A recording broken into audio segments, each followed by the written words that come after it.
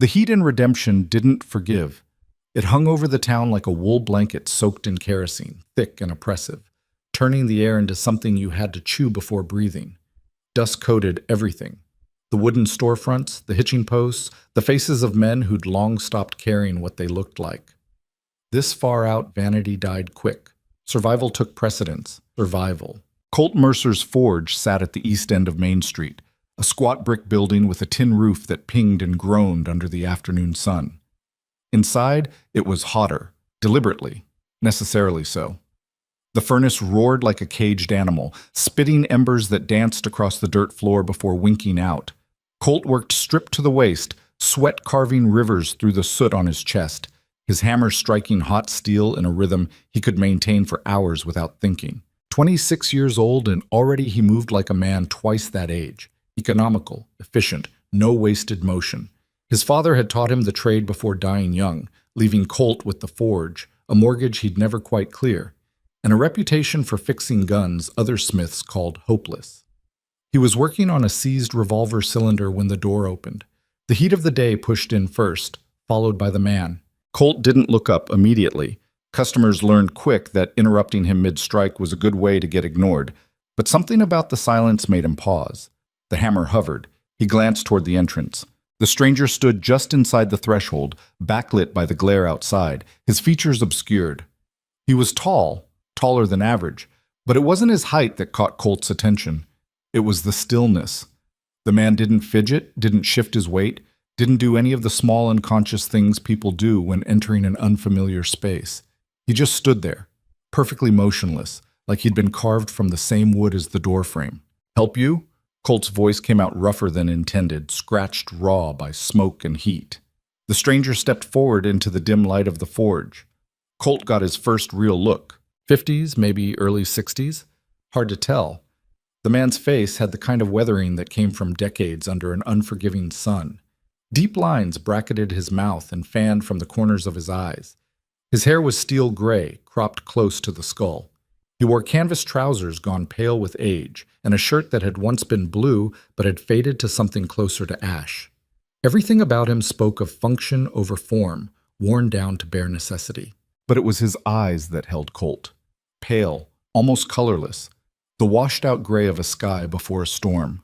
They moved across the forge with practiced efficiency, cataloging exits, tools, angles. Military assessment. Automatic. The stranger carried a rifle. He held it in one hand, casual as a walking stick, the barrel pointed at the floor. Even from across the room, Colt could see it was old. Not antique old, just dead. The wood stock had cracked and grayed, the metal pitted with rust that looked like mange on a dog. "Need it looked at," the stranger said. His voice matched his appearance, low, level, stripped of accent or inflection, the kind of voice that didn't draw attention, didn't linger in memory. Colt set down his hammer and wiped his hands on a rag that didn't clean them. "Looked at or buried?" "Fixed." "That thing's past fixing." "Take a look anyway." There was no hostility in the words, no challenge, just certainty. Colt found himself bristling at the assumption he'd comply simply because the man expected it. But curiosity won out. It usually did. He crossed the forge, boots scuffing through coal dust, and took the rifle. It was lighter than it should have been. The wood had dried out, gone brittle. The metal felt fragile under his fingers, like it might flake apart at rough handling. He turned it over, squinting at the mechanism. Springfield Model 1873. Standard issue cavalry rifle, nicknamed the Trapdoor for its breech-loading action. Outdated by 40 years, forgotten by 50. "Where'd you get this?" "Carried it a long time." Colt glanced up. The stranger's expression hadn't changed, flat, neutral, offering nothing. "This hasn't been fired in decades." "No." Wood's cracked in 3 places. Trigger assembly seized. The barrel's got more rust than a sunken ship. Colt tested the action. It didn't budge. "Even if I could get it working, it'd probably blow up in your hands first shot. Can you fix it or not?" Colt opened his mouth to say no, to hand the worthless piece of junk back and get on with actual work. Then he saw the serial number. It was stamped into the receiver, barely visible under the corrosion. Most of it had been eaten away by time and neglect, but enough remained to make out the pattern. Except it wasn't standard. Springfield's serial numbers followed a specific format. Colt had restored enough military surplus to recognize the sequence. This one didn't match. The prefix was wrong. The digits were too long. And there, faint but unmistakable, was a letter sequence he'd never seen on any Springfield, TC7. His pulse kicked up a notch. Where did you really get this? The stranger's eyes hadn't moved. Does it matter? This serial number I know what it says. TC7 isn't standard issue. This was never sold to civilians. This was... Colt stopped, his mind catching up to his mouth. TC7. He'd seen that designation exactly once before, in a military procurement catalog his father had kept. A catalog that wasn't supposed to exist, full of weapons assigned to units that weren't officially recognized. Covert operations. Black budget. Off the books. This belonged to a ghost company, Colt said quietly. The stranger's expression flickered, just a fraction, just for a heartbeat. Not surprise. Recognition. Like Colt had finally said something worth acknowledging. What's your name? The stranger asked. Colt Mercer. Mercer. The name seemed to register, settling into the stranger's features like dust into a groove. You related to William Mercer? Colt's chest tightened. He was my father. You knew him? No. The answer came too quick, too definite. How much to fix the rifle? Look, I can't just... The door banged open. 3 men strode in, moving with the kind of coordinated purpose that said they'd done this before. They wore civilian clothes, shirts with rolled sleeves, vests, trousers, but they carried themselves like soldiers. 2 took flanking positions by the windows. The third, broad-shouldered with a thick mustache and eyes like hammered iron, walked straight toward Colt. He held up a leather badge case. Federal Agent Marcus Devlin, Department of Military Affairs. We're here for the weapon. Colt's mind stuttered. What? The rifle in your hands. Hand it over. Now. This is my shop. You can't just... We can and we are. Devlin's hand drifted toward the revolver holstered at his hip. Not a draw, just a reminder. This is a matter of national security. That weapon is classified government property. Surrender it immediately. Colt's grip tightened on the Springfield. His gaze cut to the stranger, who stood exactly where he'd been before, hands loose at his sides, expression unchanged. This is your rifle, Colt said. The stranger nodded once. Fractional. You knew they'd come. Another nod. Then why? Because, the stranger interrupted, his voice still level, still calm. Someone needs to see it before they bury it again. Devlin's patience snapped. He drew his revolver, leveling it at Colt's chest. Drop the rifle. Step away. Last warning. Colt's heart hammered against his ribs. His hands felt numb. The forge suddenly seemed too small, the walls pressing in, the heat suffocating. He'd restored hundreds of weapons, fixed them, cleaned them, sent them back into the world. None of them had ever been worth dying over. He set the rifle on his workbench. Devlin gestured sharply. One of the other agents moved forward, snatching the Springfield with gloved hands like it might bite. He wrapped it in an oilcloth, securing it with practiced efficiency. You're making a mistake, the stranger said. Devlin turned to him. Elias Vorn, we've been looking for you a long time. Not hard enough. Doesn't matter now. You're under arrest for theft of military property, unauthorized possession of classified materiel, and... Devlin paused, something cold sliding into his expression. Desertion. Colt's breath caught. Desertion. The word landed heavy, weighted with implications. Vorn didn't react, didn't argue, didn't protest, didn't move. He just stood there, watching Devlin with those pale, unreadable eyes. Hands behind your back, Devlin ordered. Vorn complied, slowly, deliberately. One of the agents moved in with iron manacles, snapping them around Vorn's wrists with practiced efficiency. The metal clicked shut with a finality that made Colt's stomach turn. Devlin stepped closer to Colt. You breathe a word of this to anyone, and you'll find yourself in irons too. Understand? Colt nodded. His voice had abandoned him. Good. Devlin turned toward the door, gesturing to his men. Move him out.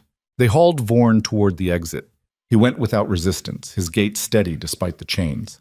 As he passed Colt, his gaze cut sideways, just for a second, just long enough. And in that glance, Colt saw something that made his skin crawl. Not fear, not defeat, expectation.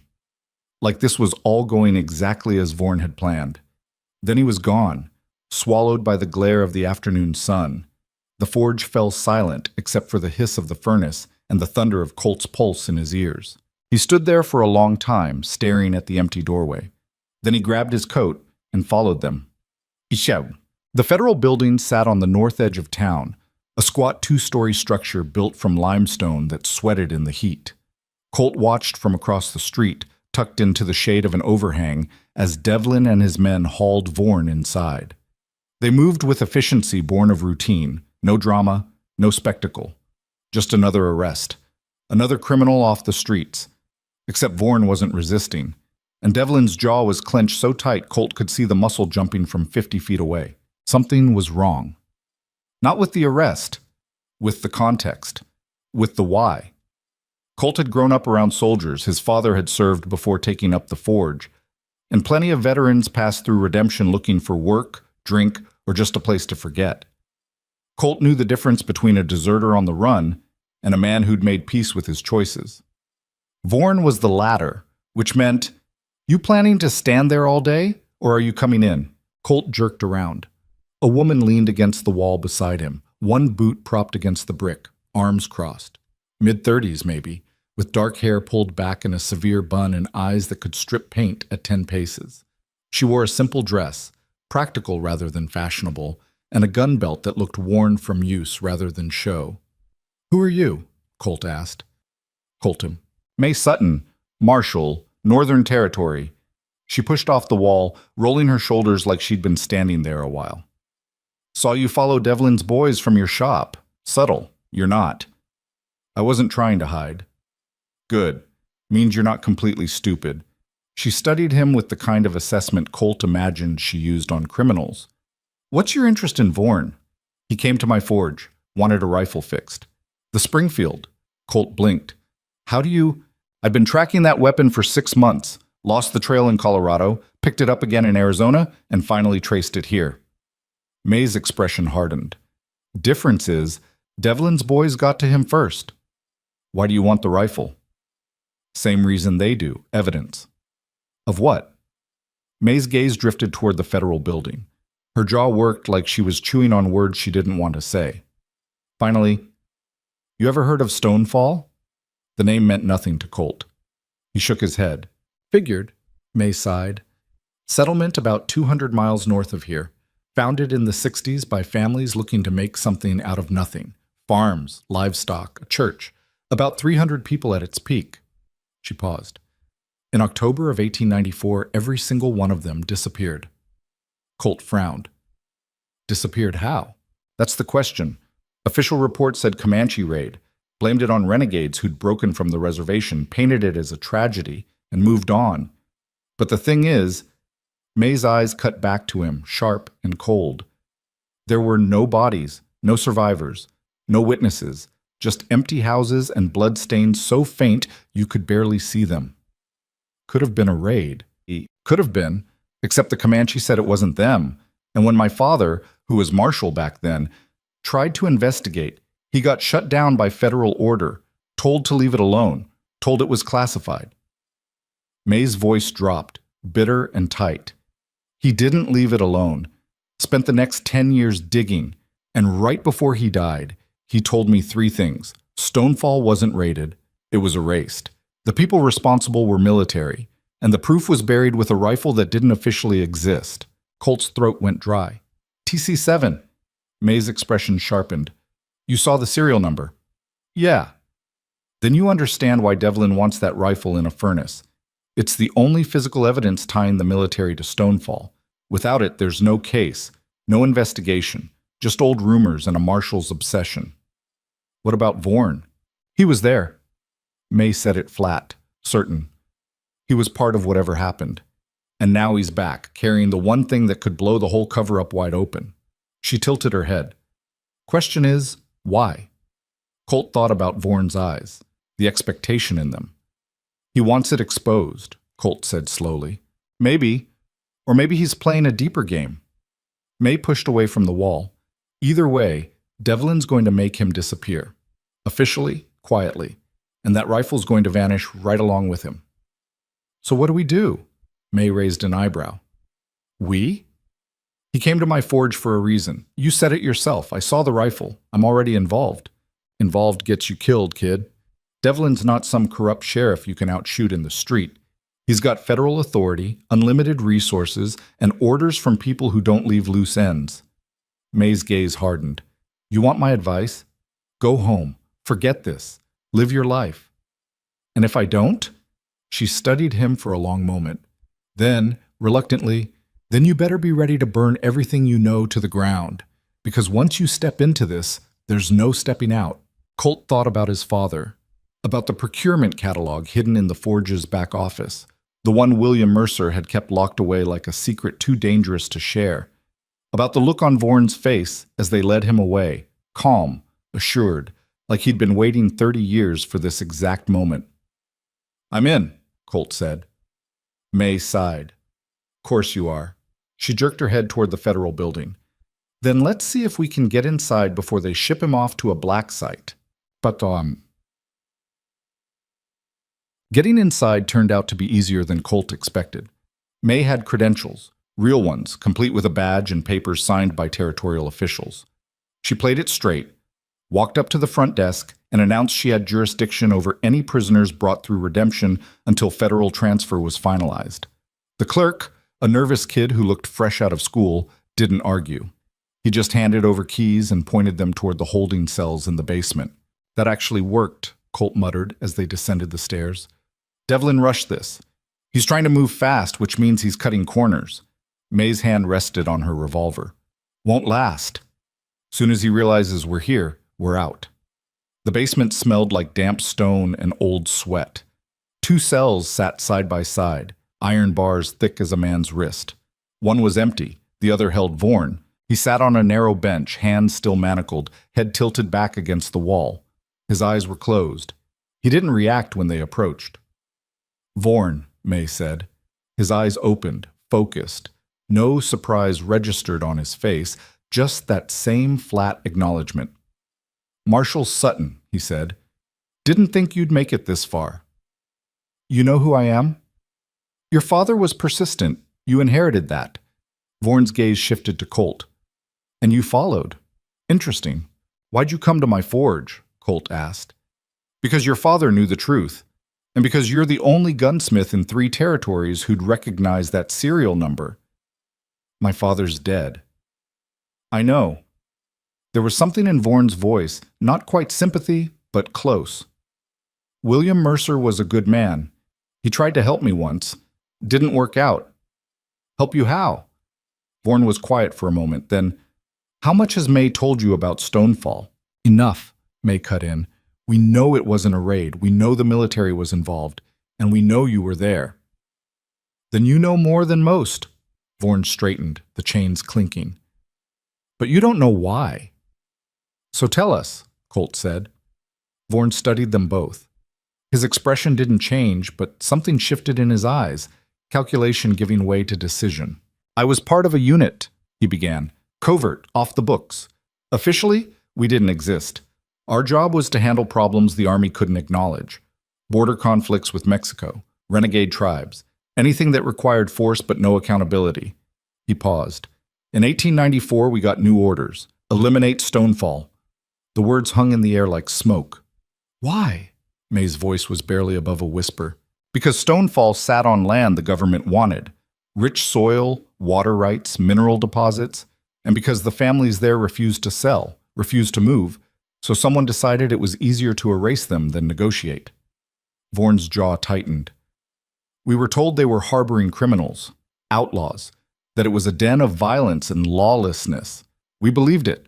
Or, his gaze dropped. We wanted to believe it. What happened? Colt asked. We rode in at dawn, surrounded the settlement, and when the sun came up and I saw... Vorn stopped, his hands clenched, the chains pulling taut. Women, children, families, not outlaws, not criminals, just people trying to live. Silence filled the cell. I tried to stop it, Vorn continued. Told my commanding officer the intel was wrong, that we were making a mistake. He said orders were orders. Said if I had a problem with it, I could join them. Vorn's voice went cold. So I did. You deserted, May said. I sabotaged the mission, cut the horses loose, damaged ammunition supplies, gave the settlers warning, bought them time to run. Vorn's eyes lifted, meeting hers. 70 people escaped. That's 70 lives the government couldn't erase. And the rest? Colt's voice came out hoarse. Vorn didn't answer. He didn't have to. They declared you dead, May said. Killed in action. Easier than admitting they had a deserter. Easier than letting me talk. Vorn leaned forward. For 30 years I've lived in the margins. No name, no history. A ghost. But I kept that rifle. Kept it as proof. Because I knew, someday, someone would care enough to ask questions. And now? Colt asked. Now Devlin's here to finish what started in Stonefall. Silence me, destroy the rifle, bury the truth for good. Vorn's gaze sharpened. Unless you stop him. May laughed, short, bitter. We're one marshal and a gunsmith. Devlin has federal authority and an army behind him. You have something better, Vorn said. You have the truth. And you have me.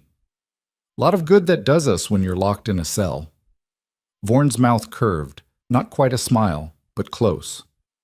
Give it time. Footsteps echoed from the stairs. Heavy, deliberate. May's hand went to her gun. That's our cue. Colt didn't move. What do we do? Find the rifle, Vorn said. Devlin's keeping it close, probably in his office upstairs. Get it, get out, and get it somewhere safe. And then what? Then you make them pay attention. Vorn's eyes burned with something Colt couldn't name.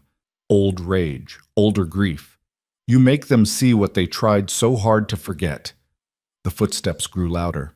May grabbed Colt's arm. Move! They bolted for the stairs, taking them two at a time. Behind them, voices rose, Devlin's sharp with anger. They burst into the main hall just as the door to the federal offices swung open. Run, May hissed. They ran. Geek. Devlin's office was on the second floor, guarded by a clerk whose loyalty to paperwork exceeded his sense of self-preservation. May flashed her badge, spun some story about jurisdictional review, and the kid let them through without a fight. Too easy, Colt muttered as May rifled through the desk drawers. Told you, he's rushing. May pulled out a locked case, narrow and reinforced. Here. Colt grabbed it, heavy, rifle-shaped. How do we... The door banged open. Devlin stood in the threshold, revolver drawn, fury etched into every line of his face. You've made a serious mistake, Marshal. May's gun came up smooth, practiced. Federal overreach isn't jurisdiction, Devlin. That rifle's evidence in an open investigation. There is no investigation. Stonefall is closed, has been for 30 years. Then you won't mind if I take a look. Put the case down. Make me. For a heartbeat, the room balanced on a knife's edge. Colt's pulse roared in his ears. His hands tightened on the case. Then May fired. Not at Devlin, but at the window behind him. Glass exploded. Devlin ducked instinctively, and in that fractional hesitation, May grabbed Colt and hauled him toward the side door. They ran. Through hallways, downstairs, out into the brutal afternoon heat, shouts erupted behind them. Boots thundered on wood. The horses, May yelled. Colt didn't argue. They hit the street at a dead sprint, weaving through startled pedestrians. May's horse, a big roan gelding, stood tied outside a saloon. She vaulted into the saddle, yanking Colt up behind her. Hold on! The gelding surged forward, hooves striking sparks from the packed dirt. Colt clutched the rifle case with one hand and May's waist with the other, the world blurring into heat and dust and the thunder of pursuit. They didn't stop until redemption was a smudge on the horizon behind them. Only then did May slow the gelding to a walk, both of them gasping, sweat-soaked and shaking. That, May panted, was the stupidest thing I've ever done. Colt managed a breathless laugh. What now? May looked back toward town, toward the federal building, toward everything they'd just burned to the ground. Now? She pulled the case from Colt's grip, studying it. Now we find out what's worth killing for. She pried open the lock with her knife. The case fell open. The rifle lay inside, swaddled in oilcloth. May unwrapped it carefully, her hands reverent despite the weapon's decay. She turned it over, examining the serial number, the pitted barrel, the cracked stock. TC7, she murmured. Proof of a ghost company. Proof they existed. Her gaze lifted to Colt. This changes everything. What do we do with it? May was quiet for a long time. Then, we go to Stonefall. We find the rest of the evidence, and we make damn sure the world knows what happened there. Colt thought about Vorn, still locked in that cell, about his father, who'd tried to help and paid for it, about 300 people erased from history like they'd never existed. Then let's go, he said. May nodded. She wrapped the rifle back up, secured it to her saddle, and turned the gelding north, toward the canyon country, toward the place where the dead waited, toward Stonefall. The canyon country swallowed them whole. 3 days north of Redemption, the land transformed from flat scrubland into a maze of red rock and shadow.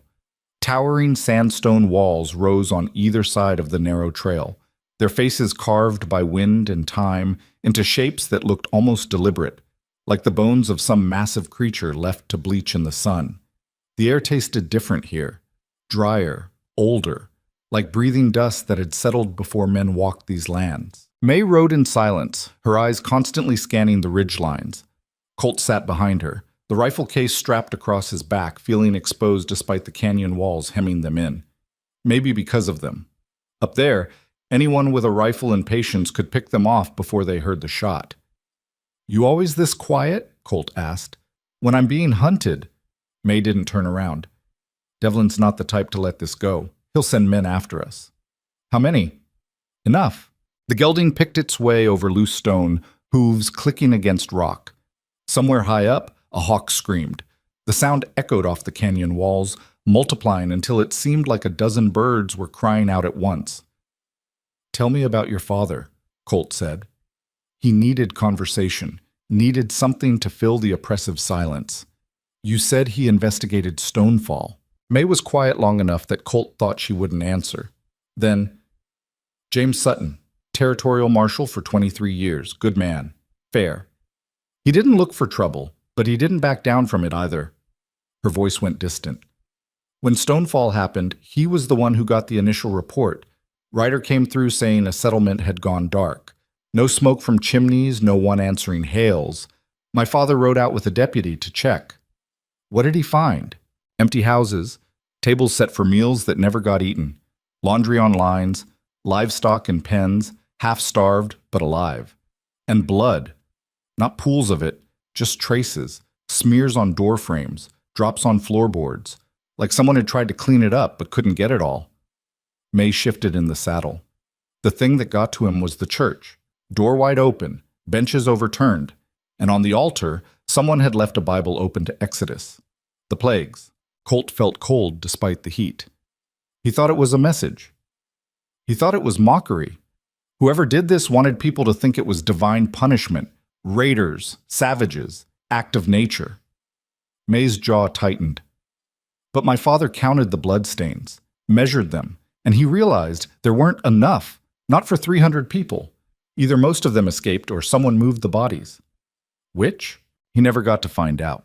Federal agents showed up 3 days into his investigation. Same type as Devlin, hard eyes, harder orders. Told him Stonefall was federal jurisdiction now. Told him to file his report and forget about it. May's hand clenched on the reins. He didn't forget. Spent years chasing leads, talked to survivors from nearby settlements, army deserters, anyone who might know something, and slowly, piece by piece, he put it together. The Ghost Company, TC7. A unit that didn't officially exist, staffed by men who were good at killing and better at keeping quiet. They operated in the territories, handling problems the regular army couldn't touch. My father found 3 other settlements that had disappeared under similar circumstances. All of them on land the government wanted. All of them erased within a week of refusing to sell. May glanced back at Colt. He tried to go public with it, wrote letters to newspapers, congressmen, anyone who'd listen. Know what happened? Colt shook his head. Nothing. Letters got lost. Editors said they couldn't print unsubstantiated claims. Congressmen sent polite replies saying they'd look into it. May's voice went flat. And then one night, my father's house caught fire. Faulty lamp oil, the report said. He barely got out alive.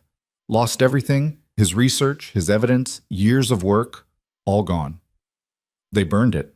Didn't even try to hide it. Just made sure it looked accidental enough that no one would ask questions. May faced forward again. After that, he gave up, or seemed to, kept his head down, did his job, didn't make waves. But before he died, he told me where to look, told me the one piece of evidence they couldn't burn. The rifle. He said if anyone ever came back carrying a Springfield with TC7 stamped on it, that would be the proof. The one thing that could break the whole cover-up open. May's shoulders squared. So when I heard rumors about a man matching Vaughn's description moving through Colorado with a rifle he wouldn't sell, wouldn't trade, wouldn't let out of his sight, I knew. The canyon opened ahead of them into a wider valley. The walls pulled back, revealing scrub brush and scattered juniper trees. In the distance, Colt could see the first hints of structures, weathered wood, collapsed roofs. Is that it? He asked. May reined in the gelding. Her face had gone pale. Yeah, that's Stonefall. They sat there for a long moment, neither moving. The ruins spread out before them like broken teeth, maybe 30 buildings in various states of decay. Most had collapsed completely, their walls caved in, their timbers rotted through. A few still stood, skeletal and listing, held up by sheer stubbornness. At the center of what had once been a town square, a church steeple reached toward the sky, the only structure that seemed mostly intact, though its bell had long since fallen. Doesn't look like much, Colt said quietly. Graveyards never do. May urged the gelding forward. They rode slowly, both of them scanning the ruins for movement. But nothing stirred. No birds sang. Even the wind seemed to avoid this place, flowing around it rather than through it. They dismounted near the church. May tied the gelding to a post that looked ready to collapse, then pulled her rifle from its scabbard. Colt unslung the case with the Springfield, holding it like it might explode. Stay close, May said. Watch the high ground. They moved through the ruins carefully. Up close, the devastation became clearer. Bullet holes pocked the walls, scorch marks darkened the wood. In one house, Colt found a child's toy, a carved horse, one leg broken off, sitting on a windowsill thick with dust. They lived here, he said. The observation felt stupid even as he said it, but somehow he needed to voice it, to acknowledge it. May didn't respond. She was staring at a doorframe, running her fingers over dark stains in the wood grain. Her expression had gone hard, distant. May? This is where he stood. Her voice came out barely above a whisper. My father, right here, looking at this exact stain, trying to figure out what happened. She turned to Colt. You know what the worst part is? He knew. Deep down, he knew it was murder, knew it was the government, but he couldn't prove it, couldn't make anyone care, and it ate him alive. Colt wanted to say something comforting, something that would ease the grief carved into May's features. But what comfort existed for this? For 300 lives erased, for decades of silence, for a truth so ugly that powerful men would kill to keep it buried? We'll prove it, he said instead. We'll make them care. May studied him for a moment. Then she nodded once, sharp and decisive. Church. Vaughn said there'd be evidence. They crossed the square. The church loomed larger as they approached, its shadows stretching long in the afternoon sun. The front doors hung open, one dangling from a single hinge. Inside, the air was cooler, stale. Light filtered through gaps in the roof, illuminating dust motes that swirled like tiny ghosts.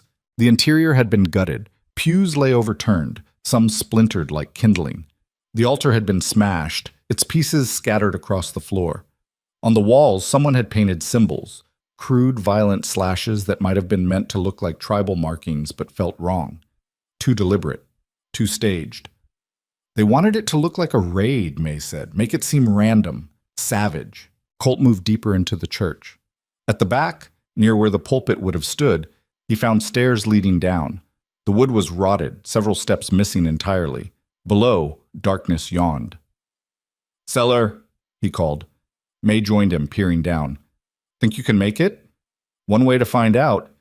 He went first, testing each step before putting his weight on it. Twice, wood cracked under his boots and he had to catch himself on the railing. May followed, more sure-footed, her rifle held ready. The cellar was small, maybe 10 feet by 10 feet. It smelled like earth and decay. At first, Colt thought it was empty, just bare dirt and stone walls. Then May struck a match, and in the flare of light, he saw it. A chest. Iron-bound, locked, shoved into the corner and half buried in dirt. "Help me," May said. They dug with their hands, scooping away decades of accumulated soil. The chest was heavier than it looked, the metal rusted but intact. The lock had corroded shut. May smashed it with the butt of her rifle, 3 hard strikes that echoed in the confined space. On the third hit, the lock broke. She lifted the lid. Inside, papers, stacks of them, wrapped in oilcloth to protect against moisture. May pulled them out carefully, spreading them on the floor. Even in the dim light, Colt could make out official seals, military letterhead, signatures. "Orders," May breathed. "Deployment orders for TC-7. She rifled through more pages. "Reconnaissance reports, supply requisitions, and this—" She held up a single sheet, her hand shaking. "This is a kill list." Colt leaned closer. The paper was covered in names, maybe 50 of them, written in neat administrative script. Next to each name, a check mark.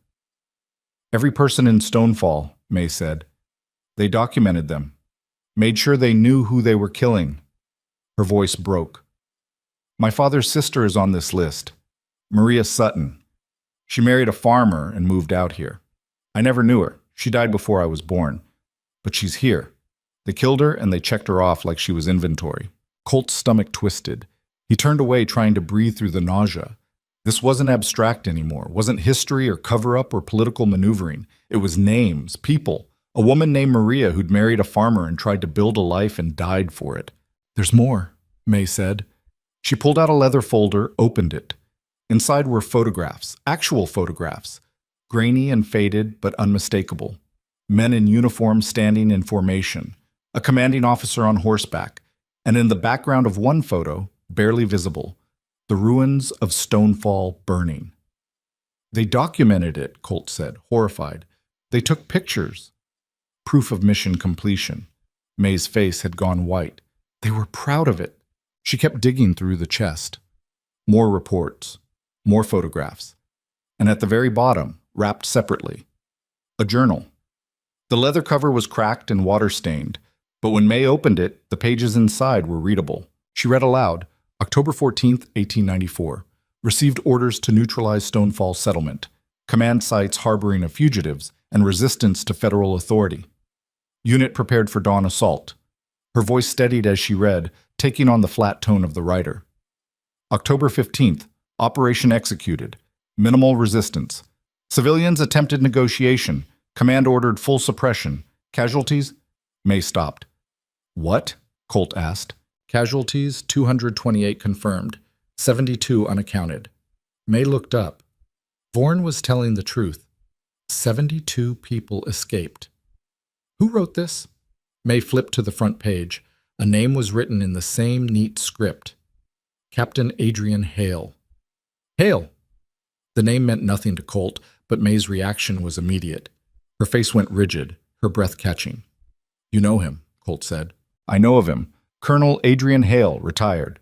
Lives in Santa Fe now. Decorated officer, military hero, consulted by the territorial government on security matters." May's lip curled. "Respectable. Untouchable." "Not anymore." May stared at the journal in her hands. "This is everything. Orders, photos, a first-hand account. With this and the rifle, we can bury him, expose the whole operation. Then let's—" A gunshot cracked through the air. The bullet punched through the floorboards above them, sending splinters raining down. May and Colt threw themselves flat as more shots followed. A rapid staccato that said multiple shooters, coordinated fire. "Devlin," May hissed. They scrambled for the stairs. Above, voices shouted. Men calling positions, coordinating. Boots thundered across the church floor. Colt's heart hammered so hard he could feel it in his teeth. They were trapped. The cellar had one exit, and it opened right into the kill zone. May grabbed his arm, pressed her rifle into his hands. "You know how to shoot?" "Not well." "Good enough. When I say go, you run for the back wall.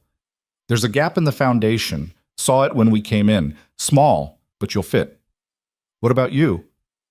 I'll cover you. May pulled her revolver, checked the cylinder. 6 rounds. Soon as you're through, you run. Don't stop, don't look back. Get to the gelding and ride. I'm not leaving you. Yes, you are. One of us has to get this evidence out. She shoved the journal and photographs into his coat. Go to Santa Fe. Find a newspaper, a judge, someone who'll listen. Make them publish it. May, go! She fired up through the floorboards, not aiming, just forcing the men above to scatter. In the confusion, Colt bolted for the back wall. He found the gap May mentioned, a crack where the foundation had shifted, barely wide enough for a man to squeeze through.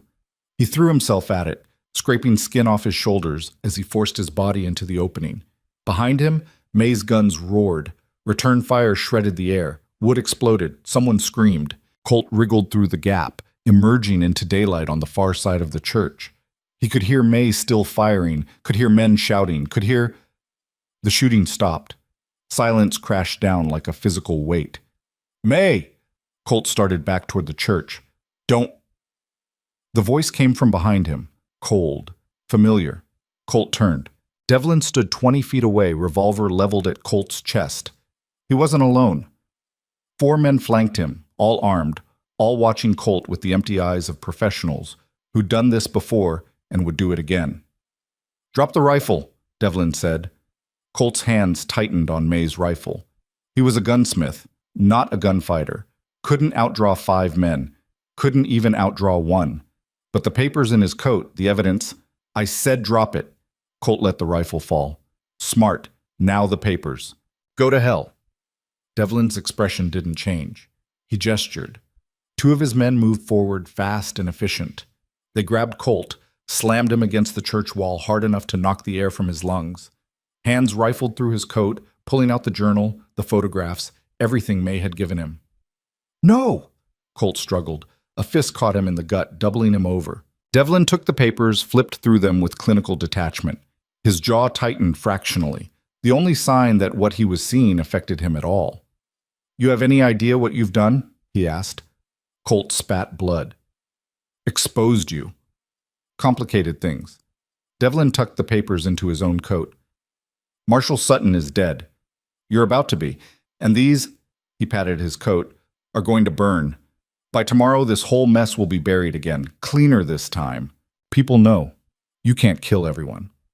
Don't have to. Just have to kill the ones who matter. Devlin raised his revolver. The shot came from somewhere high up. The church steeple. It took Devlin in the shoulder, spinning him around. He went down hard, blood spraying. His men scattered, diving for cover, guns coming up. More shots rang out, precise, measured, each one finding a target. 1 man dropped, clutching his leg. Another took a round through his gun hand and fell screaming. In the chaos, Colt ran. He didn't know where the shots were coming from, didn't care. He just ran, legs pumping, lungs burning, expecting a bullet in the back with every step. He made it to the edge of the ruins before a hand grabbed his collar and yanked him behind a collapsed wall. Stay down! Colt looked up into Vorn's face. The older man looked worse for wear, bruised, bleeding from a cut above his eye, his shirt torn, but his hands were steady on the rifle he held. Not the Springfield, something modern, a Winchester, well-maintained. How? Colt started. Later. Vorn fired twice more. Someone cried out. Where's May? The church. She covered me. I don't know if she's alive. Saw Devlin's men haul her out. Means she's leverage. Vorn's eyes tracked movement across the ruins. How many men did you see? 5, including Devlin. There were 8, 3 are down. Leaves 5. Vorn calculated angles, distances. They'll regroup, try to flank us. We need to get May. We need to not die first. Vorn handed Colt a revolver, old, worn, but functional. You know how to use this? Point and shoot? Close enough. Don't waste bullets. Don't shoot unless you're sure. And for the love of... Vorn paused, recalibrating. Don't hit me. They moved through the ruins in a low crouch. Vorn led, using the collapsed buildings as cover, his movements economical and precise. Every few yards he'd stop, listen, scan. Colt tried to imitate him but felt clumsy, exposed. His breath came too loud. His feet found every loose stone. A man stepped around a corner 10 feet ahead. Vorn shot him before Colt even registered the threat. The man went down without a sound. Vorn kept moving like nothing had happened. "How did you escape?" Colt whispered. "Devlin got sloppy. Thought he had me contained. Left 2 guards." Vorn's tone suggested what had happened to those guards. "Took their weapons, their horses, tracked you north. For 3 days?" "I'm motivated." Vorn stopped at a gap between buildings, studying the church. "There, second window, someone's watching." Colt looked, saw nothing. Then, a flicker of movement, shadow against shadow. "I don't have a shot," Vorn muttered. "Too much cover." He glanced at Colt.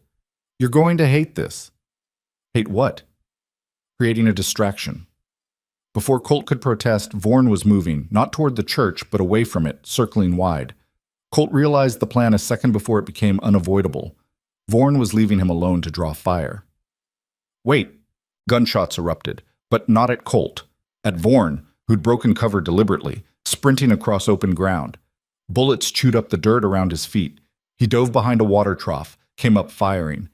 The man in the window took Vorn's bait, leaning out to get a better angle. Colt didn't think.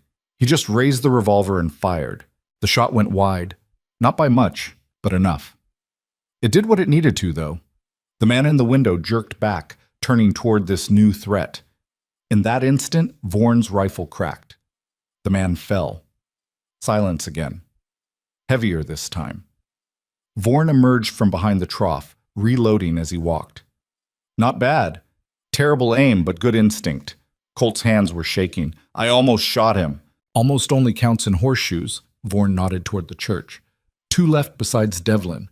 They'll be inside with May, using her as a shield. "So what do we do?" Vorn's jaw worked like he was chewing on options he didn't like. Finally, "We negotiate.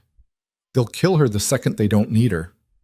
"Probably, but it buys time, and time's all we need." "For what?" Vorn's smile was cold. "You'll see." They approached the church openly, hands visible, weapons lowered. Vorn called out, "Devlin, we need to talk." A long pause. Then Devlin's voice strained with pain. "You're surrounded, Vorn. Give up now, and I'll make it quick." "You're bleeding out from a shoulder wound and down to 2 men. Your odds aren't great either." Vorn stopped at the church steps. "Let's make a deal." "No deals." "You're a dead man." "I've been a dead man for 30 years. "Hasn't stuck yet." Vorn's voice carried across the ruins, calm and matter-of-fact. "Here's what's going to happen. You're going to let Marshal Sutton go. In exchange, I'll surrender." Colt grabbed Vorn's arm. "What are you—" Vorn shook him off. "And you're going to let the boy go too. He's got no part in this." "You think I'm stupid?" Devlin laughed. Wet, pained. "You've got evidence. You've got the rifle. I let anyone walk. This whole operation's blown." "The evidence is gone," Vorn said. "Burned it myself after we left the cellar. The rifle too. Nothing left but us." Colt opened his mouth to protest the lie, but Vorn's hand clamped down on his shoulder, hard, silencing. "You're lying," Devlin said. But there was uncertainty in his voice now. "Check the cellar if you don't believe me. Fire's still smoldering." Vorn took a step closer. "Face it, Devlin. This is over. You lost. But you can still walk away. Let them go. Take me, and you can bury this whole mess. Tell your bosses the evidence was destroyed. The deserters in custody. Problem solved." Another long silence. Colt could almost hear Devlin calculating, weighing options. "How do I know you'll surrender?" Devlin asked. "Because I'm tired." And for the first time since Colt had met him, Vorn sounded it, bone-deep exhausted. 30 years running, 30 years hiding. I'm done. I just want it to end." More silence. Then, "Come inside." Slow. Hands where I can see them. Vorn started forward. Colt grabbed his arm. "He'll kill you." "I know." "Then why?" "Oh, because May's still alive. And because you need to get out of here." Vorn pressed something into Colt's hand. A key. "There's a horse tied half a mile east. Supplies in the saddlebags, including a duplicate set of the documents from the cellar. I made copies before they caught me in redemption." His eyes burned into Colt's. "Your father tried to help me expose this and they destroyed him. Don't let that happen again. Take those papers. Get them to someone who matters. Make them see. Go. Vorn walked toward the church. Colt watched him go, every instinct screaming to do something, anything. But what? He was one man with a revolver and no idea how to use it. Vorn was buying him an escape with his life. Colt ran. He ran through the ruins, past collapsed houses and broken dreams, past the graves of 300 people whose names had been checked off a list. He ran until his lungs burned and his legs threatened to give out. And when he found the horse exactly where Vorn said it would be, he collapsed against its side, gasping. Behind him, the church remained silent. He waited. 5 minutes. 10. Expecting gunshots, screams, something. Nothing came. Finally, unable to stand the uncertainty, Colt mounted the horse and rode back to the edge of the ruins. From high ground, he could see the church. The doors stood open. No movement visible. Then smoke. Thin at first, then thicker, pouring from the windows and gaps in the roof. Fire. No, Colt breathed. The flames spread fast, feeding on decades of dry wood. Within minutes, the entire structure was engulfed, the steeple collapsing inward with a roar that echoed across the canyon. Orange light painted the ruins, turning them briefly beautiful and terrible. Colt sat frozen, watching it burn. Watching the only evidence that mattered go up in smoke. Watching. A figure emerged from the flames. May stumbled out the side door, coughing, her clothes singed. She collapsed in the dirt, rolled to extinguish smoldering fabric, then pushed herself up and started running. Away from the church, toward the edge of the ruins. Colt kicked the horse into motion, racing to intercept her. She saw him coming, raised her revolver, then recognized him and lowered it. He pulled her up behind him.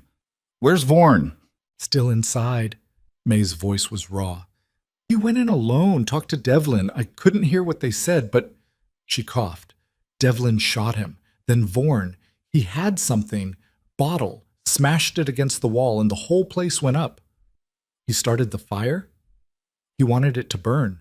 Wanted to trap them inside." May looked back at the inferno.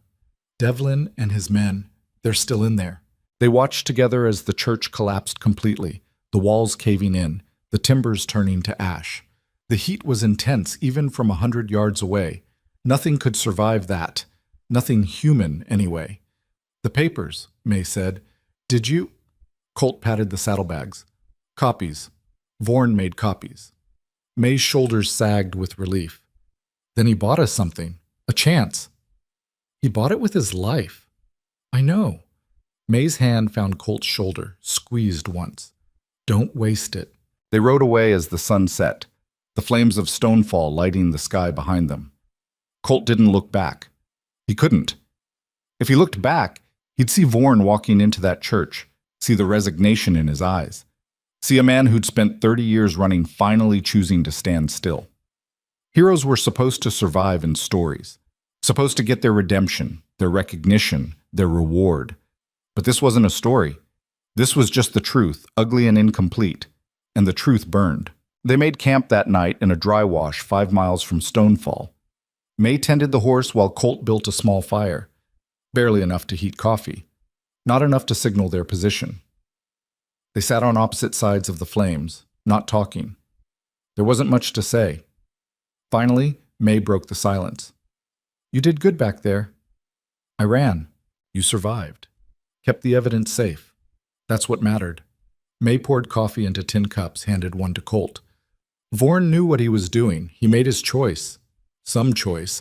Die in a fire or get executed by Devlin. The choice was coming back at all. May stared into her coffee. He could have stayed hidden, lived out his life as a ghost. But he came back. Brought that rifle to your forge, knowing it would bring the dogs running. He chose to fight. Colt thought about the rifle, now ash in Stonefall's ruins. The one piece of physical evidence that could directly tie the military to TC-7. Gone. "We still have the documents," May said, reading his thoughts. "Photos, orders, Hale's journal. It's enough." "Is it? Devlin's dead, but whoever gave him orders is still out there." "I know." May set down her cup. "But now we have names, chain of command. We can trace this back to whoever authorized Stonefall. And then what? They'll send more Devlins, more men with guns and federal authority. We can't fight that. We don't fight it. We expose it. May pulled out the journal, opened it to a page near the end. Hale didn't just document Stonefall. He documented 4 other operations. 4 other settlements erased the same way. If we can prove a pattern, we can prove it was policy. Not one rogue unit, but systematic elimination. Colt felt sick. How many people? May flipped through pages, counting. 1,100, give or take. 1,100 people. 1,100 names checked off lists. 1,100 lives deemed expendable because they stood between the government and land it wanted. We need allies, Colt said. Someone with power who can't be intimidated. I've been thinking about that. May tapped the journal.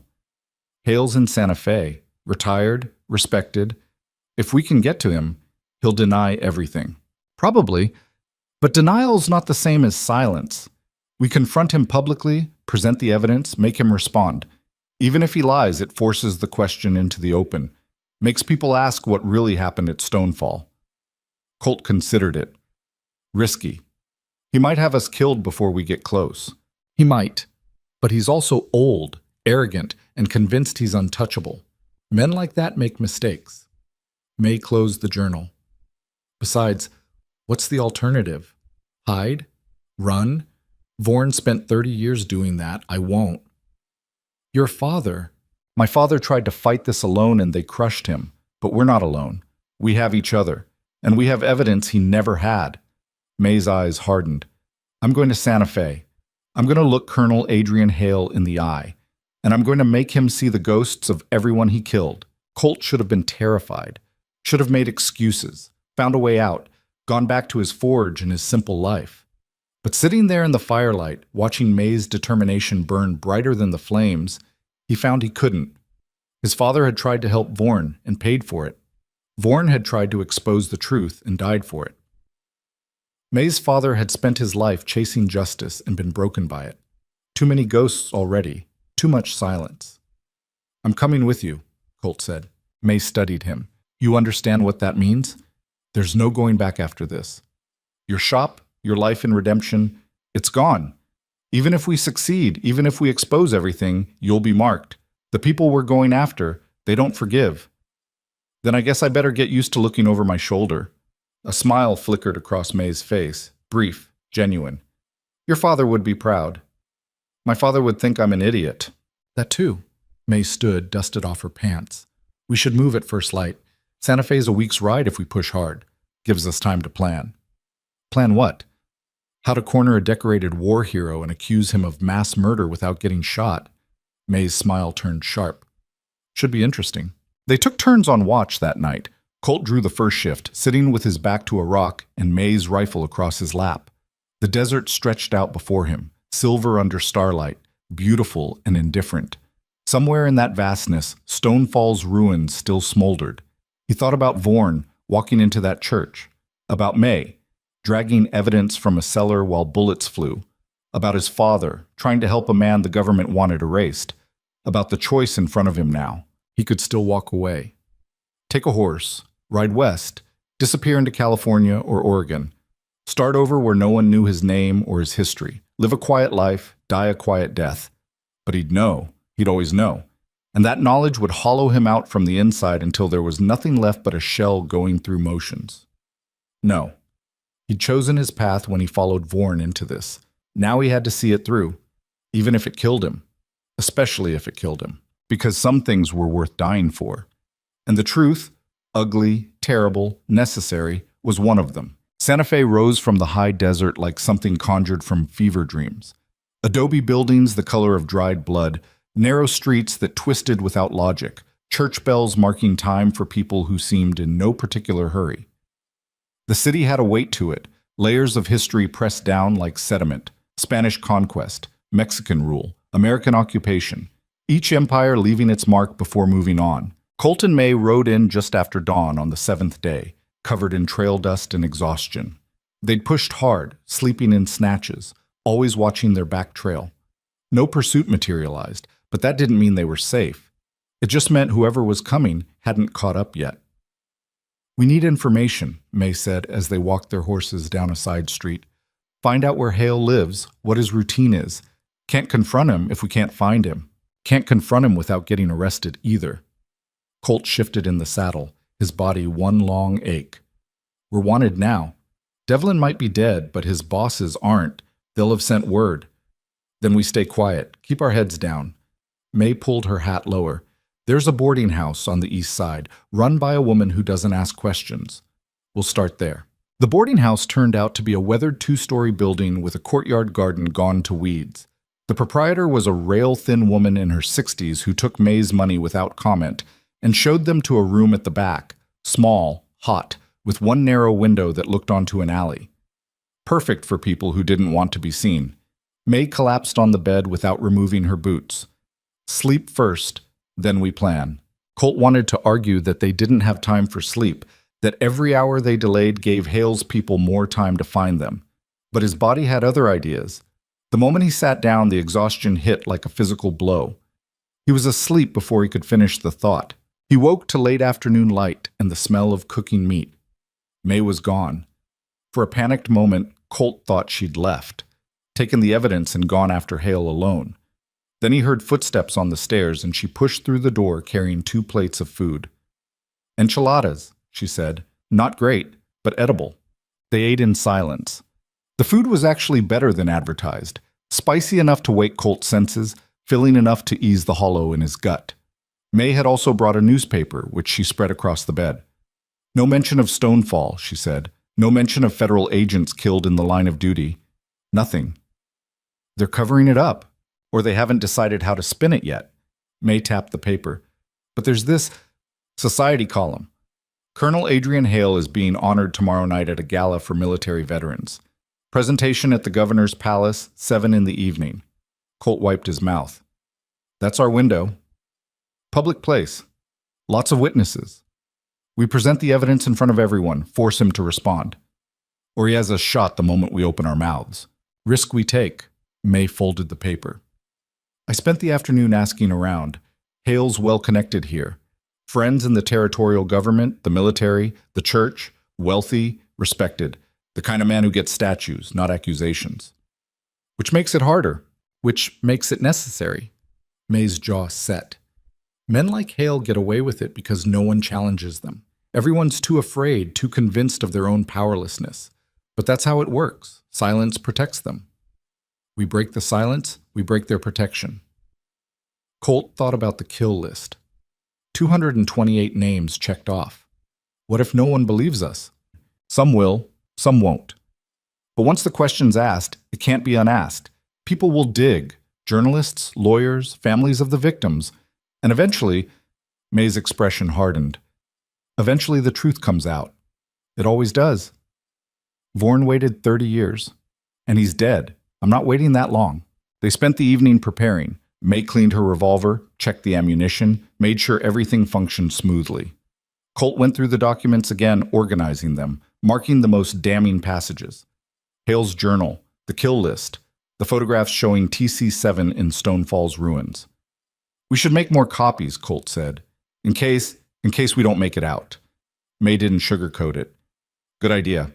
There's a printer 2 streets over. I saw it earlier. They waited until full dark, then slipped out through the courtyard. The printer's shop was closed, but May picked the lock with a piece of wire, and they let themselves in. The press was old but functional. Colt set the type while May worked the mechanism, and by midnight they had 3 complete sets of documents, originals plus duplicates. One set stays here, May said. Hidden. If we die, maybe someone finds it eventually.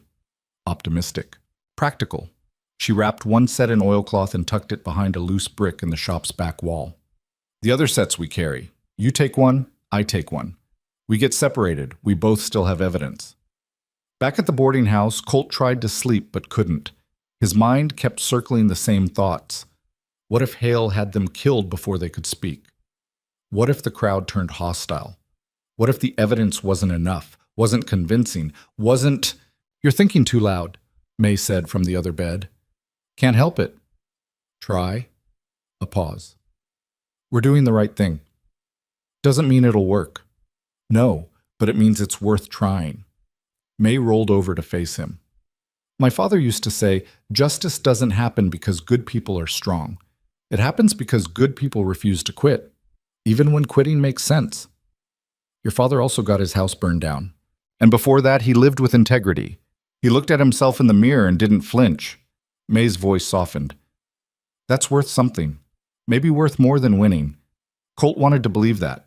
Wanted to think that dying for the truth meant something beyond just being dead. But lying there in the dark, knowing tomorrow might be his last day breathing, he couldn't quite make himself buy it. Still, he was here. And he wasn't leaving. That had to count for something. Morning came too fast. May woke him before dawn, already dressed, already checking her weapons. They ate a cold breakfast, bread and cheese from the boarding house kitchen, and went over the plan one more time. We arrive separately, May said. I go in through the main entrance, you through the service door. We meet inside, find positions near the stage. When Hale's giving his speech, we interrupt. Together, loud enough everyone hears. And then we see what happens. May strapped on her gun belt, adjusted it. Could go a dozen different ways, but the key is, we both speak. We both present evidence. They can't silence both of us at once. They can if they start shooting. Then we die loud. May met his eyes. You ready for that? Colt checked the revolver Vorn had given him. Still loaded, still functional. He tucked it into his belt, pulled his coat over it. No, but let's go anyway. They split up 2 blocks from the governor's palace. May headed straight for the main plaza, while Colt circled around to the service entrance. The building was massive, old Spanish colonial architecture with thick walls and narrow windows. Guards stood at the front checking invitations. The service door had no guard, just a harried-looking kitchen worker hauling in crates. Colt waited until the man went inside, then slipped through after him. The interior was chaos. Cooks shouting orders, servants rushing between rooms, the clatter of dishes and glassware. No one gave Colt a second look. He was just another body in work clothes, invisible in the commotion. He grabbed an empty tray to blend in and made his way toward the main hall. The gala was already underway.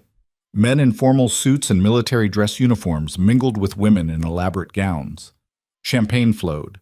A string quartet played something delicate and forgettable in the corner.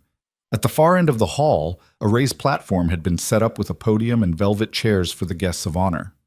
Colt spotted May near the side wall, half hidden behind a marble column. She saw him, gave a fractional nod. They were both in position. Now they just had to wait for Hale. The colonel arrived 20 minutes later to polite applause. He was older than Colt expected, mid-70s at least, white-haired and slightly stooped. But he moved with the careful precision of someone used to being in charge, and his eyes were sharp. He wore his dress uniform, medals gleaming on his chest like armor. A territorial official gave a lengthy introduction, praising Hale's service, his leadership, his contributions to the territory's security. The crowd nodded along, bored but dutiful. Hale stood beside the podium, accepting the accolades with practiced humility. Finally, the official stepped aside and Hale took the podium. "Thank you," he began, his voice stronger than his appearance suggested. "I'm honored by your recognition. My service was a privilege, not a burden. And Colonel Hale." May's voice cut through the hall like a gunshot. The room went silent, heads turned. May stepped forward from the column, her hand resting on her gun belt. Not drawing, just visible. "Marshal Sutton?" Hale's expression shifted. Surprise, then calculation. "This is highly irregular. So is massacring 300 civilians and covering it up for 30 years. A ripple went through the crowd. Murmurs, confusion. Hale's face went still. "I don't know what you're talking about," he said carefully. Stonefall, October 1894. May pulled out the journal, held it up. "Your journal. Your words. Your confession." Colt moved forward from the other side, drawing eyes. "We have documents, orders, photographs, kill lists with names checked off like inventory." Hale's jaw tightened. "Those are fabrications, lies created by criminals trying to—" "Your handwriting's in this journal," May interrupted. "Your signature's on the orders. Your face is in the photographs." She opened the journal, read aloud. October 15th, 1894. Operation executed. Minimal resistance. Civilians attempted negotiation. Command ordered full suppression. Casualties 228 confirmed. The crowd was dead silent now. Even the quartet had stopped playing. You documented it, May continued. You were proud of it. You treated human lives like a military objective and you checked them off when they were dead. Enough! Hale's voice cracked like a whip. Guards, remove these people. 2 men in uniform moved forward. May's hand went to her revolver. Touch me and I start reading names, she said. Every single person you killed. Out loud. In front of everyone here. The guards hesitated. Go ahead, Hale said. Read your fabricated list. No one will believe you. Maria Sutton, May said. Age 28. Married to Daniel Sutton, farmer. Killed October 15th, 1894. Her voice didn't waver. My aunt. My father's sister. She moved to Stonefall to start a family, and you murdered her. Something flickered in Hale's expression. Not guilt. Recognition. He remembered. Thomas Brennan, May continued. Age 41, schoolteacher. Catherine Brennan, age 37. Their children. Margaret, age 12. James, age 9. Sarah, age 6. She looked up. All dead? All checked off your list. This is slander, Hale said, but his voice had lost its certainty. Colt pulled out the photographs, held them up. This is you, standing in Stonefall, October 1894. The settlement's burning in the background. People in the crowd craned to see. Someone gasped. The photographs were grainy, faded, but unmistakable. Those could be anywhere, Hale said. They're marked, Colt countered. Date, location, mission designation, TC7, your unit. He looked at the crowd. The government sent a covert military unit to eliminate an entire settlement because the people there refused to sell their land. They called it a Comanche raid to cover it up. But it was murder. Planned, documented, executed by soldiers under Colonel Hale's command. Lies, Hale said, but he was sweating now. Then explain the journal, May said. Explain the photographs. Explain why Elias Vorn, one of your own men, spent 30 years in hiding because he refused to participate in your massacre. Vorn was a deserter, a traitor. Vorn was the only one with a conscience. May's voice burned. He sabotaged your mission, gave people time to escape. 72 lives saved because one man chose to be human instead of a killer. The crowd was murmuring now, agitated. Colt saw doubt on faces, shock, anger. Not everyone. Some still looked skeptical, defensive. But the seed was planted. Hale seemed to realize he was losing control. His hand went to his side, reaching for a weapon that wasn't there. Civilian event, no sidearms allowed. His eyes swept the room, landing on the guards. Arrest them, he ordered. Fabrication of evidence, slander of a military officer, disruption of official proceedings. The guards moved forward again. This time they didn't hesitate. May drew her revolver. Stay back. You going to shoot us in front of all these witnesses? One guard asked. That'll prove your credibility. Maybe not, but it'll make you bleed same as anyone. May's aim didn't waver. And I'm tired of powerful men getting away with murder because no one had the spine to stop them. Colt drew his own revolver, though his hand shook. 2 guns against a room full of hostile or uncertain people. Not great odds. This doesn't have to end badly, a voice said from the crowd. An older man stepped forward, gray beard, expensive suit, the bearing of someone used to being listened to. I'm Judge Morrison, Territorial Court. He looked at May. You're making serious accusations. Accusations that, if false, carry severe penalties. They're not false. Then you'll submit to proper legal proceedings. Present your evidence in court under oath, where it can be examined. And get killed on the way to the courthouse? May's laugh was bitter. We've already had federal agents try to silence us. We present this evidence in private, it disappears. We disappear. I give you my word, Morrison said. Safe passage to trial. Protection during proceedings. If your evidence is genuine, it will be heard. Your word against 30 years of cover-up. My word is all I have to offer. Morrison's gaze swept to Hale, then back to May. But consider, you've already done what you came to do. Everyone here has heard your accusations, heard the names, seen the photographs. Even if you die tonight, the question's been asked. The truth is loose. May stood frozen, torn. Colt could see the calculation in her eyes. They could shoot their way out, maybe, Die in the attempt, probably. Or they could take Morrison's offer and hope it wasn't a trap. May, Colt said quietly. Vorn didn't die so we could commit suicide in a ballroom. She looked at him. Her jaw worked. Finally, she lowered her revolver. Safe passage, she said to Morrison. Protection. And a public trial. Open to press, open to observers. No backroom deals. Agreed. Hale exploded. You can't seriously be considering this farce. These are criminals, liars. Then you have nothing to fear from a trial, Morrison said mildly. Evidence will be examined. Experts will verify authenticity. If these documents are fabrications, that will become clear. And if they're real? Someone in the crowd asked. Morrison's expression went grim. Then we have a great deal to answer for. The guards took May and Colt into custody, gently, which was something. They confiscated the weapons, but not the documents. Morrison insisted the evidence remain with him personally, sealed and protected. Hale protested vehemently, but he was outnumbered now. The crowd's mood had shifted. People wanted answers. They were taken to a holding facility in the courthouse basement. Not cells, exactly. More like secured rooms. May paced hers like a caged animal. Colt sat on the narrow cot, trying to process what had just happened. They'd done it. They'd confronted Hale publicly, presented the evidence, asked the question, and they were still alive. For now. Morrison visited them an hour later, carrying the documents in a locked case. I've examined these preliminarily, he said. The journal appears authentic. The photographs are consistent with the time period. The military orders bear genuine seals and signatures. So you believe us, May said. I believe this warrants investigation. Morrison set the case down. I've scheduled a preliminary hearing for 3 days from now, public, as agreed. In the meantime, you'll remain here under protection. No visitors except your legal counsel. We don't have counsel. You do now. I've appointed Thomas Garrett, former prosecutor, excellent reputation. He'll review the evidence and prepare your case. Colt frowned. Why are you doing this? You don't know us. Don't owe us anything. Morrison was quiet for a moment. 30 years ago, I was a young lawyer. I worked on a case involving missing persons from a settlement up north. The case was shut down before I could finish investigating.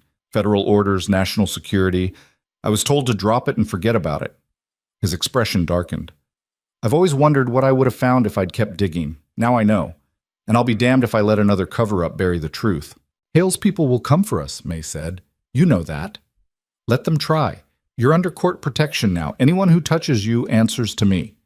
Morrison picked up the case. Get some rest. You've started something that can't be stopped. Might as well be ready for what comes next. He left. The door locked behind him. May finally stopped pacing. She sat down heavily, her hands shaking now that the adrenaline was fading. We're alive. Yeah. I didn't think we would be. Me neither. Colt lay back on the cot, staring at the ceiling. What happens now? Now we wait, see if Morrison's protection holds, see if the hearing actually happens. May rubbed her face. See if any of this was worth it. It was worth it. Even if... The explosion cut him off. The building shook. Somewhere above them, glass shattered. Shouting erupted. Then gunfire. Rapid. Sustained. The sound of professional violence. May was on her feet instantly. They're coming. The door to Colt's room burst open. Not guards. Men in dark clothes, faces covered, moving with military precision. One grabbed Colt, yanked him upright, shoved a gun against his spine. Move. They hauled him into the corridor. May was already there, similarly restrained. The men said nothing, just pushed them toward the stairs. Up, not down, toward the street. Where are you taking us? May demanded. No answer, just the barrel of a gun pressed harder against her back. They emerged into chaos. The courthouse front had been demolished. The explosion. People screamed, ran. Fire licked at the building's facade. And waiting at the curb, a carriage, black and anonymous. The men shoved them inside. The door slammed. The carriage lurched into motion. Colt's mind raced. This was it. They were being disappeared, taken somewhere quiet where no one would find the bodies. Everything they'd risked, everything Vorn had died for. The carriage stopped. They'd traveled maybe 5 minutes. Not far enough to leave the city. The door opened. Colonel Hale stood outside, flanked by armed men. His expression was cold, controlled. The panic from the gala was gone. This was the military commander, the man who'd ordered a massacre and slept fine afterward. Out, he said. They were pulled from the carriage. Colt looked around, trying to orient himself. They were in a warehouse district, abandoned buildings, no witnesses. Perfect place for an execution. You've made things very complicated, Hale said. Morrison's protection, a public hearing, evidence in court custody. He shook his head. Sloppy. Devlin should have handled this cleaner. Devlin's dead, May said. I'm aware, which is why I'm here. Hale studied them both with the detached interest of a man examining insects. You understand you've already lost, yes? The hearing won't happen. Morrison will suffer an unfortunate accident. The evidence will be destroyed. And you, he gestured, will vanish, just like Stonefall. People know, Colt said. Everyone at that gala heard. Heard accusations from criminals, discredited before they could be verified. Hale smiled. By morning, you'll be wanted fugitives who attacked a government facility and killed a judge. The narrative writes itself. You can't kill everyone who knows. Don't have to, just the ones who matter. Hale nodded to his men. Make it quick. The guns came up. Colt closed his eyes. This was it. End of the line. At least they tried. At least gunfire erupted, but not at them. The men surrounding Hale jerked, stumbled, fell. Blood bloomed on dark clothing. They scrambled for cover as more shots rang out, coming from the warehouse rooftops, the shadows between buildings, everywhere and nowhere. Hale dove behind the carriage. Return fire! His remaining men tried. They shot blindly into the darkness, muzzle flashes lighting the night. But the attackers, whoever they were, had position, numbers, and surprise. One by one, Hale's men went down. Then silence. A figure emerged from the shadows. Tall, moving with the economical grace of someone who'd spent a lifetime fighting. He carried a Winchester rifle, smoke still curling from the barrel. Colt's breath caught. Vorn? The figure stepped into the lamplight. It wasn't Vorn, but the resemblance was there. Same weathered features, same pale eyes, same bearing. This man was younger, maybe mid-40s, with scars that spoke of hard living and harder choices. Name's Jacob Kane, the man said. I served with Elias Vorn in TC-7. He looked at Hale. And I'm here to make sure you answer for what you did. More figures emerged from the darkness. 6 men, all armed, all moving with military precision. All, Colt realized, former members of the Ghost Company. Hale's face had gone white. You're supposed to be dead. We were supposed to be a lot of things, Kane said. Loyal, silent, forgetful. Turns out, some of us weren't any of those. He lowered his rifle slightly. Vorn reached out before he died, told us what he was planning, asked if we'd help. And you agreed, May said. Took some convincing. Most of us have spent 30 years trying to forget Stonefall. But Vorn, he reminded us we were soldiers once, before we were killers. Kane's jaw tightened. He said it was time to choose again. Be what we were trained to be, or be what we became. Touching, Hale spat, but irrelevant. You kill me and a dozen more will come after you. Probably. But see, that's the thing about being dead men. Kane smiled without humor. We've got nothing left to lose. He raised his rifle. Wait, Morrison's voice cut through the night. The judge appeared from behind a warehouse, flanked by territorial marshals. He looked shaken, but alive. Don't shoot him. Why the hell not? Kane demanded. Because we need him alive for trial. His testimony, his answers, that's how we get the others, the ones who gave the orders. Morrison moved forward. You kill him now. He's a martyr. A murdered war hero. But put him on trial. Make him face what he did. That breaks the machine. Kane looked at May and Colt. Your call. May stared at Hale for a long time. Colt could see the war in her eyes. Vengeance versus justice. The easy path versus the right one. Trial, she said finally. Public. Every word recorded. Every crime exposed. She stepped closer to Hale. And then you can rot in a cell for the rest of your miserable life, knowing everyone sees you for what you are. Hale said nothing, but something in his eyes had broken. Morrison's marshals moved in, taking Hale into custody. The colonel didn't resist, didn't speak, just stared at Kane and the other former soldiers with something that might have been recognition or might have been despair.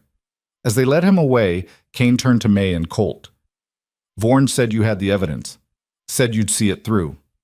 We're trying, Colt said. Then keep trying. We'll make sure no one stops you. Kane glanced at his men. We've been hiding long enough. Time to stand in the light. Morrison approached, looking exhausted. The hearing's still on. 3 days. I'll make sure it's public. Make sure the press is there. He looked at the bodies scattered around the warehouse. This is going to get messy. It already is, May said. Fair point. Morrison gestured to his marshals. Get them somewhere safe, somewhere Hale's people can't reach. They were taken to a fortified building on the edge of town, former military barracks, now used for witness protection.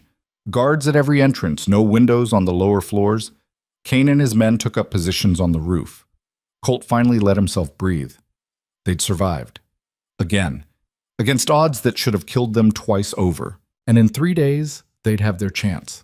Their hearing, their moment to make the truth matter. If they lived that long. The 3 days passed like waiting for an execution. Thomas Garrett arrived the morning after the warehouse incident, carrying a leather case stuffed with legal documents and the grim determination of a man who'd taken on worse odds. He was younger than Colt expected, maybe 40, with sharp features and eyes that missed nothing. He set up in the barracks' makeshift conference room and got to work immediately. First thing you need to understand, Garrett said, spreading the documents across the table, is that we're not just fighting Hale. We're fighting an entire system designed to protect men like him. The military, the territorial government, federal officials who signed off on these operations. They all have a vested interest in making this go away. So what's our strategy? May asked. Overwhelming evidence, testimony from credible witnesses, and public pressure that makes a cover-up politically impossible. Garrett tapped the journal. This is our foundation. Hale's own words, documenting the massacre. But we need corroboration, people who were there who can verify what happened. Most of them are dead, Colt said. Not all. We have Kane and the other TC-7 survivors. They can testify to the orders they received, the mission parameters, what they witnessed. Garrett pulled out a notepad. And we need survivors from Stonefall itself, the 72 who escaped. We find them, get their testimony, build a case that can't be dismissed. That's a lot to do in 3 days, May said, which is why we start now. Garrett looked at Kane, who stood by the door.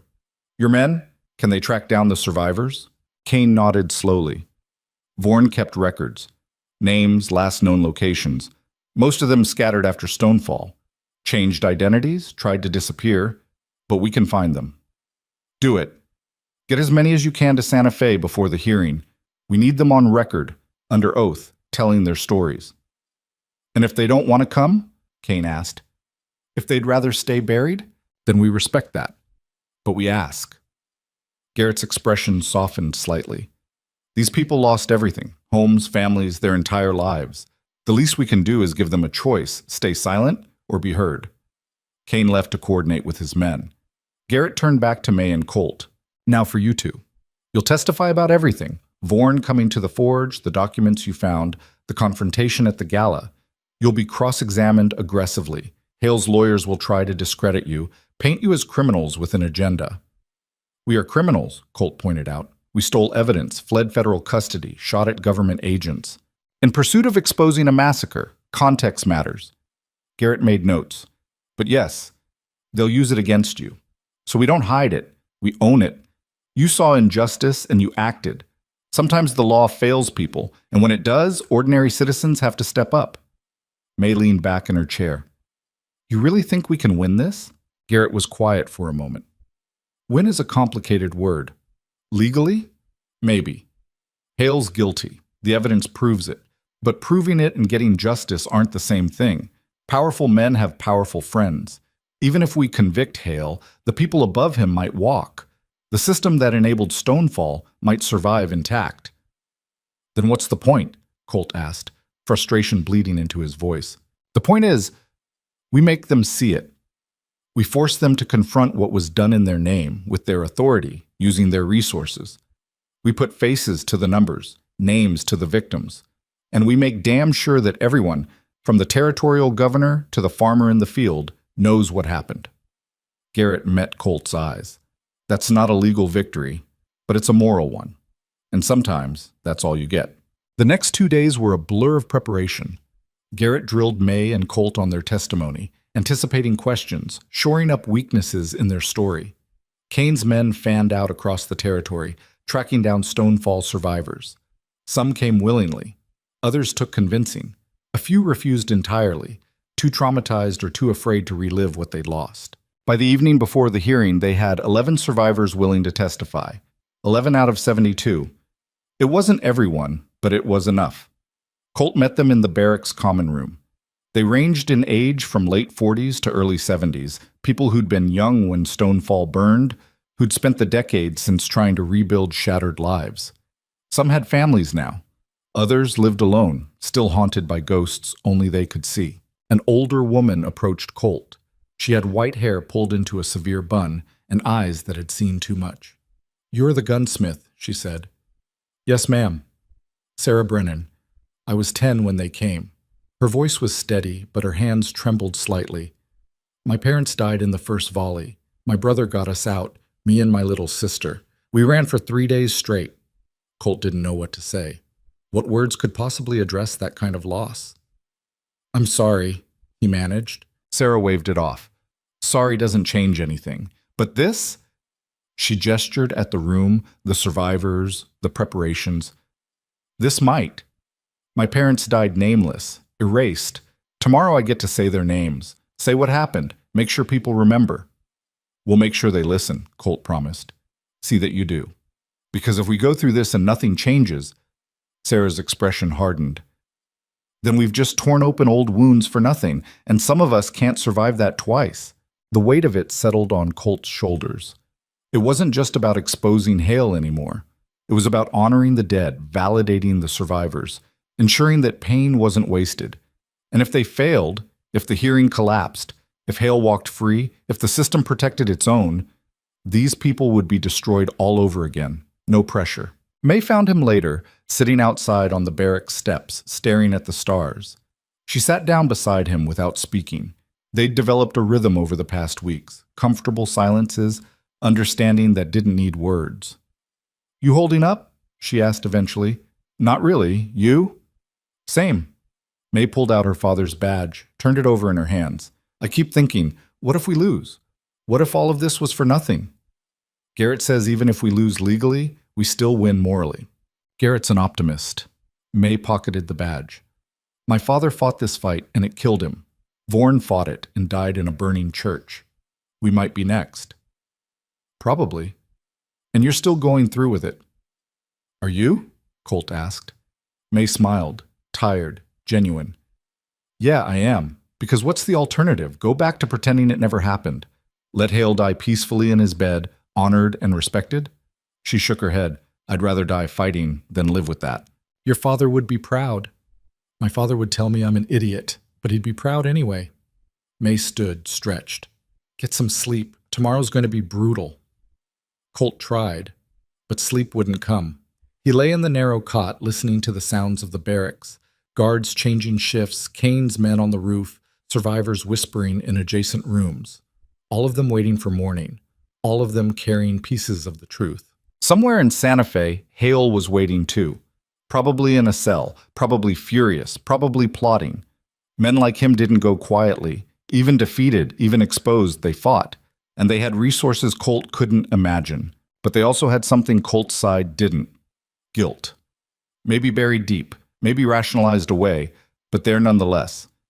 You didn't document a massacre in careful detail unless part of you knew it was wrong. You didn't spend 30 years covering it up unless you feared judgment. Hale knew what he'd done. And tomorrow, everyone else would too.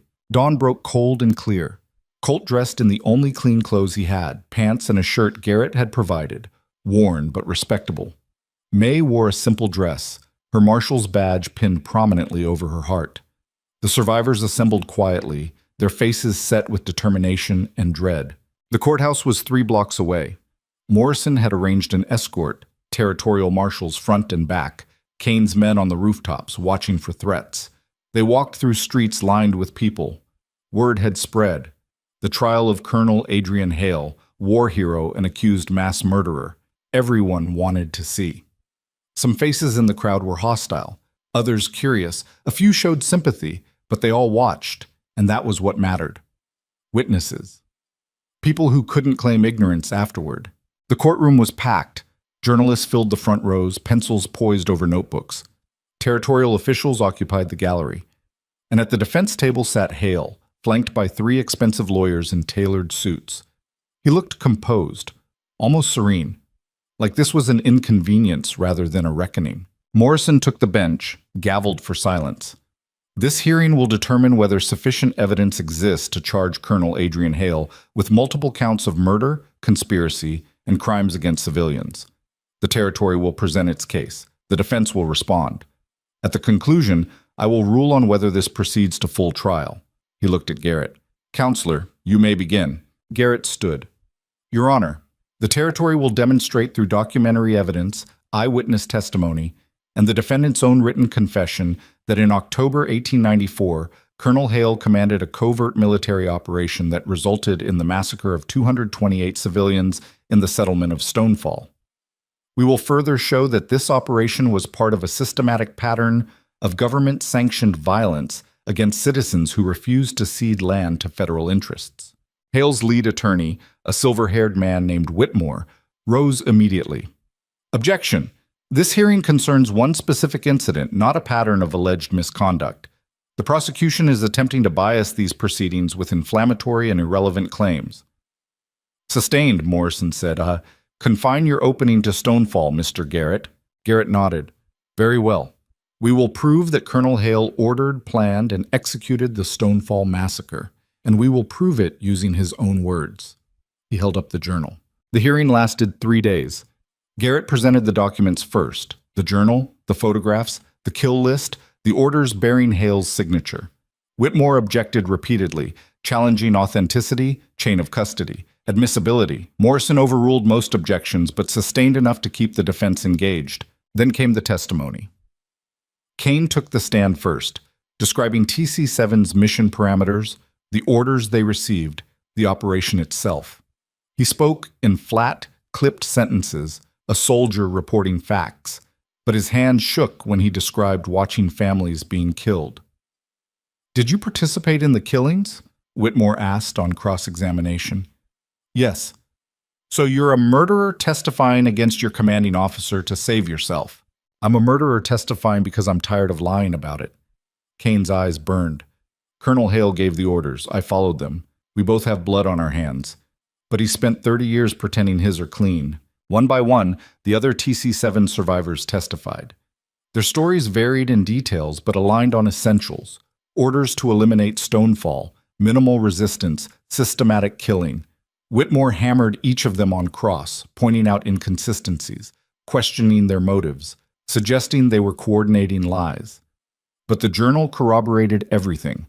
Hale's own words, matching the testimonies beat for beat. Then came the Stonefall survivors. Sarah Brennan testified first. She described the morning the soldiers came, the sound of gunfire, her mother's screams as bullets tore through their house. She described running, hiding, watching from the hills as her home burned. How old were you? Garrett asked gently. 10 years old. And you watched your parents die. I watched soldiers kill my parents. Sarah's voice didn't waver. On orders from that man. She pointed at Hale. Whitmore tried to shake her on cross, suggesting her memories were unreliable, that trauma distorted recollection, that she couldn't possibly identify Hale after 3 decades. I remember his voice, Sarah said. He rode through the settlement before the attack, telling everyone to gather in the square. He said we'd be relocated, safe passage, and we believed him. Her hands clenched. My father believed him, and it got him killed. Other survivors followed, each one adding another piece, another name, another moment of horror. The courtroom grew quieter with each testimony. Even the hostile faces in the crowd began to shift. On the 3rd day, Garrett called May to the stand. She testified about her father's investigation, his obsession with Stonefall, the fire that destroyed his evidence. She testified about tracking Vorn, about the rifle, about the confrontation at the gala. Why didn't you go through proper channels? Whitmore demanded. Why this dramatic public accusation instead of quietly presenting evidence to authorities? Because proper channels don't work when the system's protecting the guilty, May said. My father tried proper channels. They shut him down, destroyed his work, nearly killed him. I wasn't going to make the same mistake. So you took the law into your own hands. I took the truth into my hands. The law can decide what to do with it.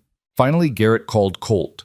He testified about Vorn coming to the forge, about recognizing the serial number, about the federal agents who arrived. He testified about fleeing with May, finding the documents, watching Stonefall burn. Mr. Mercer, Whitmore said on cross-examination, you're a simple gunsmith. No legal training, no investigative experience. What made you think you were qualified to pursue this matter? I didn't think I was qualified, Colt said. I just thought someone needed to do it. Even if it meant breaking the law, stealing evidence, endangering lives. Even then, Colt met Whitmore's eyes. Because some things matter more than staying safe. And the truth about what happened at Stonefall, that matters. Convenient philosophy for a criminal. Maybe. But I can sleep at night. Can Colonel Hale? The courtroom erupted. Morrison gavelled for order. Whitmore pivoted, trying to recover, but the damage was done. Then came the moment everyone had waited for. The defense calls Colonel Adrian Hale, Whitmore announced. Hale took the stand with military bearing, shoulders back, chin up. He swore his oath and sat, looking more like a commander addressing troops than a defendant facing judgment. Whitmore led him through a careful narrative. Distinguished service, difficult decisions, impossible circumstances. He framed Stonefall as a tragic but necessary military action, authorized at the highest levels, carried out professionally. The orders came from Washington, Hale said. The settlement was harboring fugitives, threatening territorial security. We were directed to neutralize the threat. And you followed orders, Whitmore said. I followed orders, even though those orders were difficult, morally complex. A soldier doesn't have the luxury of debating orders, Hale said. We execute the mission. We trust our commanders to make the right call. It was a good performance, calculated, sympathetic, deflecting responsibility upward while maintaining the dignity of a man who'd served honorably. Some faces in the crowd nodded along. Then Garrett stood for cross-examination. Colonel Hale, you testified that Stonefall was harboring fugitives. Can you name them?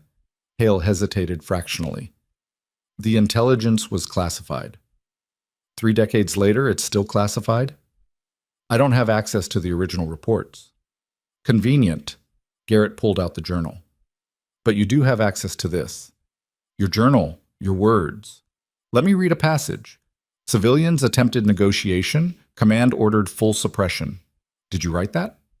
The journal's context is, did you write it? Yes. So civilians tried to negotiate, not fight, not resist, negotiate. And your response was full suppression. Garrett's voice cut like a blade. Is that how you handle fugitives? By killing everyone in the settlement? It was a military decision made in... A military decision to kill children? Garrett flipped pages. Here's another entry. Casualties include 23 minors. 23 children, Colonel. Did they threaten territorial security? Hale's composure cracked. War is ugly. Civilians die. It's a tragedy, but this wasn't war. This was a massacre. Garrett held up the kill list. You documented every victim. Checked them off like inventory. Sarah Brennan, age 10. Thomas Brennan, age 41. Catherine Brennan, age 37. You knew their names, knew their ages, and you killed them anyway. I followed orders. Orders you didn't question, didn't verify, didn't refuse. Garrett leaned forward. You testified that soldiers don't debate orders, but one of your men did. Elias Vorn saw what was happening and he refused.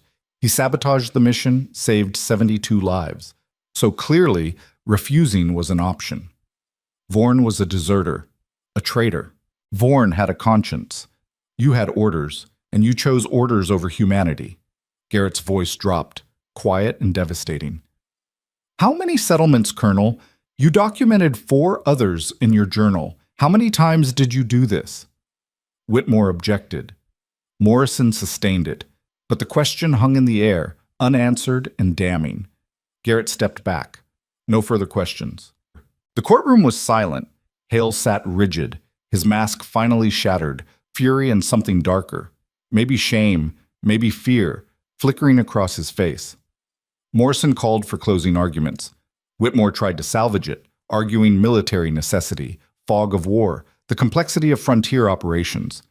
But his words felt hollow now, empty justifications for the unjustifiable. Garrett stood, He didn't shout, didn't gesticulate. He just spoke, simple and direct. Your Honor, the evidence is overwhelming.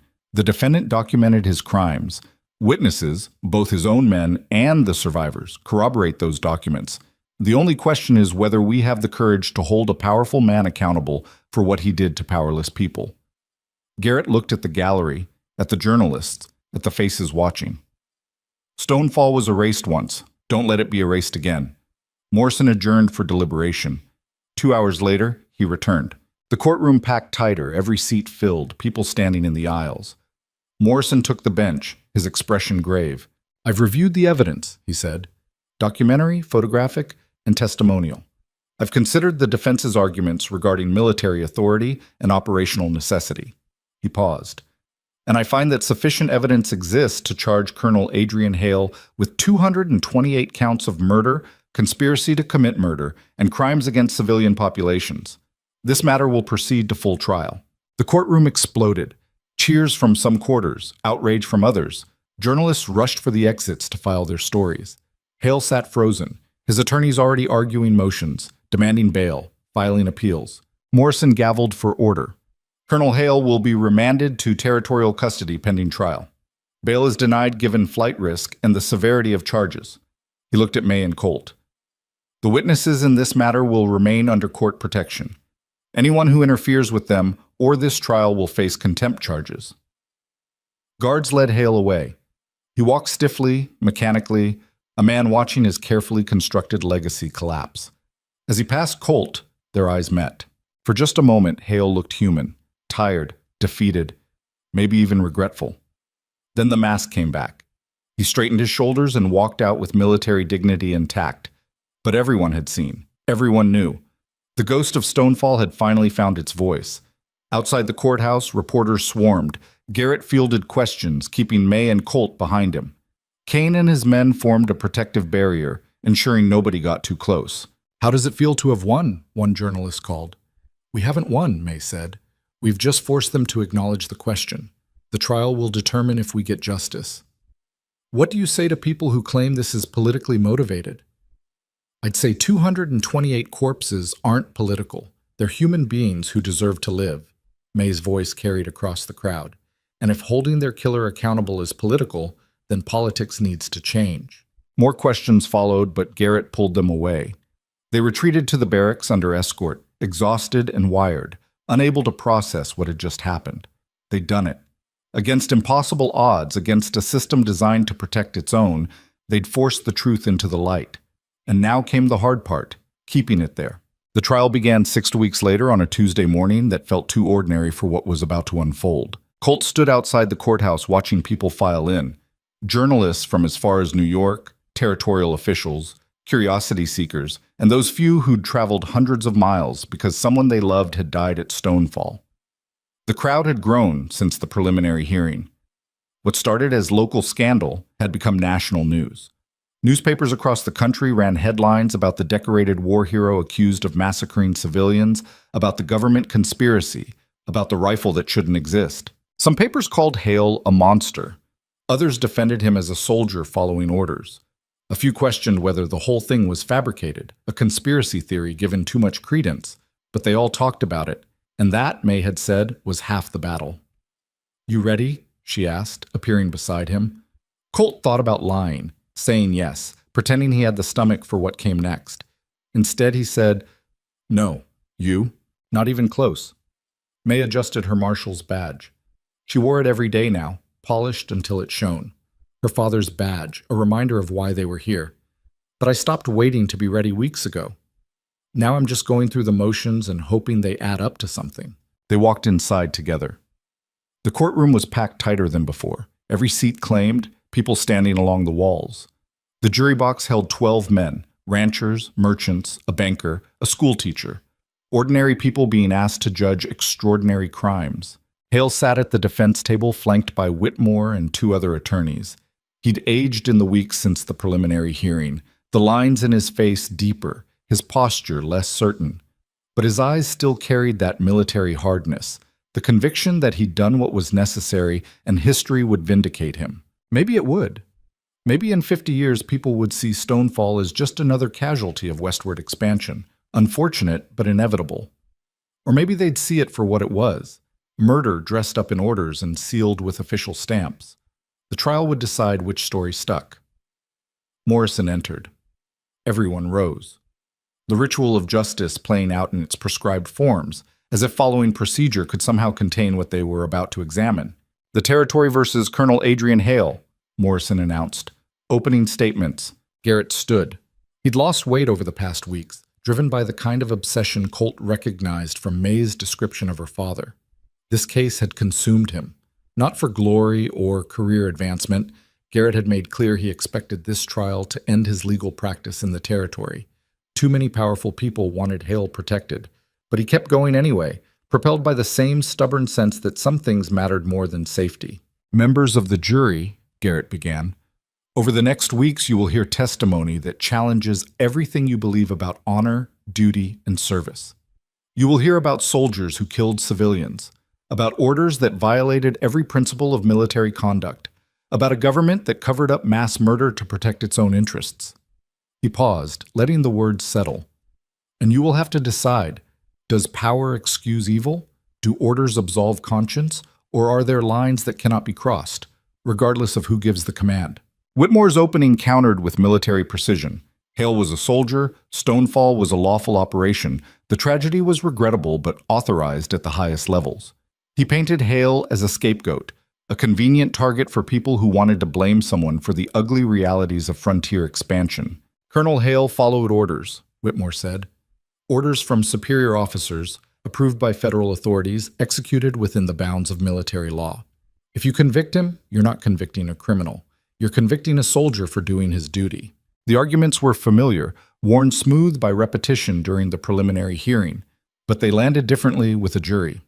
Colt watched the 12 faces, trying to read which way they leaned. Some looked sympathetic to Hale, others disgusted. Most just looked overwhelmed. The testimony began the same way it had before. Documents, photographs, witnesses establishing the basic facts. But Garrett had refined his approach, streamlining the evidence, cutting anything that didn't directly support the core narrative. Stonefall existed. The military destroyed it. Hale gave the orders. Kane testified again, his voice steady despite the weight of what he was admitting. We were told the settlement harbored fugitives, that they'd refused federal authority, that force was authorized to remove the threat. He looked at the jury. None of that was true. They were farmers, families, people trying to live. And we killed them because we were ordered to. Whitmore hammered him on cross. You're testifying to save yourself from prosecution, aren't you? No, sir. You participated in these alleged crimes. By your own admission, you killed civilians. Yes, sir. So why should this jury believe anything you say? Kane was quiet for a moment. When he spoke, his voice carried the weight of 30 years.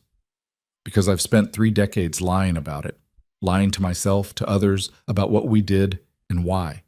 And I'm tired. Tired of pretending orders made it right. Tired of watching the men who gave those orders live honored lives while the people we killed stay forgotten. He met Whitmore's eyes. I'm guilty. I know that. But so is Colonel Hale. And at least one of us should answer for it. The Stonefall survivors testified next, each one adding another layer of horror. But Garrett had chosen them carefully this time, not just for their stories, but for their credibility. Sarah Brennan returned, but now she was joined by a former schoolteacher who documented everything she remembered, a rancher whose detailed knowledge of the settlement's layout corroborated the military reports, a woman who'd kept her daughter's torn dress for 30 years as evidence of the violence. Each testimony chipped away at Whitmore's narrative of lawful military action. You couldn't hear these stories, these specific, personal, devastating accounts, and maintain that Stonefall was anything but murder. On the 8th day of trial, Garrett called a witness that surprised everyone. The Territory calls Brigadier General Samuel Hayes, retired. A murmur rippled through the courtroom. Hayes was military aristocracy, West Point graduate, decorated veteran, respected advisor to 3 territorial governors.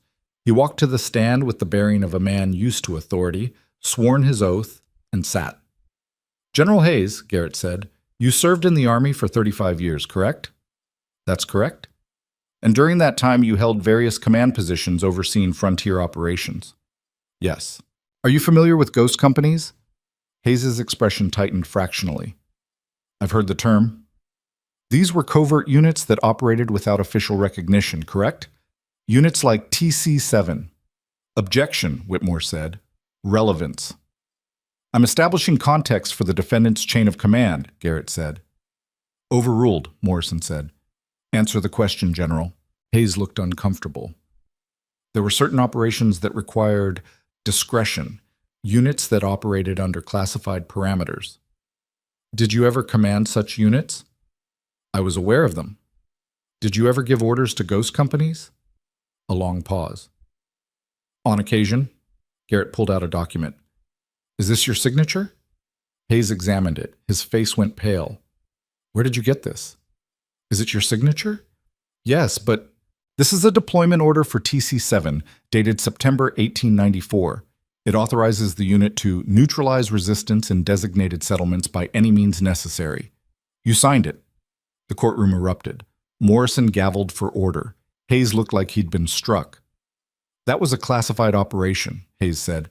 You have no authority to— I have every authority when it concerns mass murder, Garrett interrupted. You ordered the Stonefall operation. You gave Colonel Hale his mission parameters. You authorized the massacre. I authorized a military action against a hostile settlement. Hostile how? They were farmers. They had no weapons, no military capability. Their only crime was refusing to sell land the government wanted. Hayes's composure shattered. You don't understand the pressures we faced. Washington wanted results, wanted the territories pacified, secured. They didn't care how we did it, just that it got done. So yes, I signed orders. Yes, I authorized operations that— He stopped, realizing what he was admitting. Garrett let the silence stretch. Then, quietly, operations that resulted in how many civilian deaths, General? Hayes didn't answer. How many settlements did you erase? I want immunity, Hayes said suddenly, looking at Morrison. I'll testify fully, provide documentation, name everyone involved. But I want immunity from prosecution. The courtroom exploded again.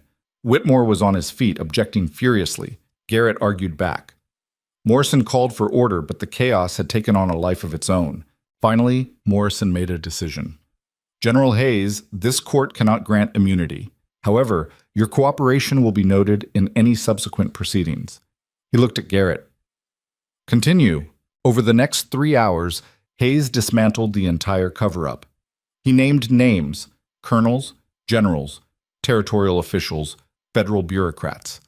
He described the system, identify desired land, manufacture justification for military action, deploy ghost companies, erase any evidence afterward.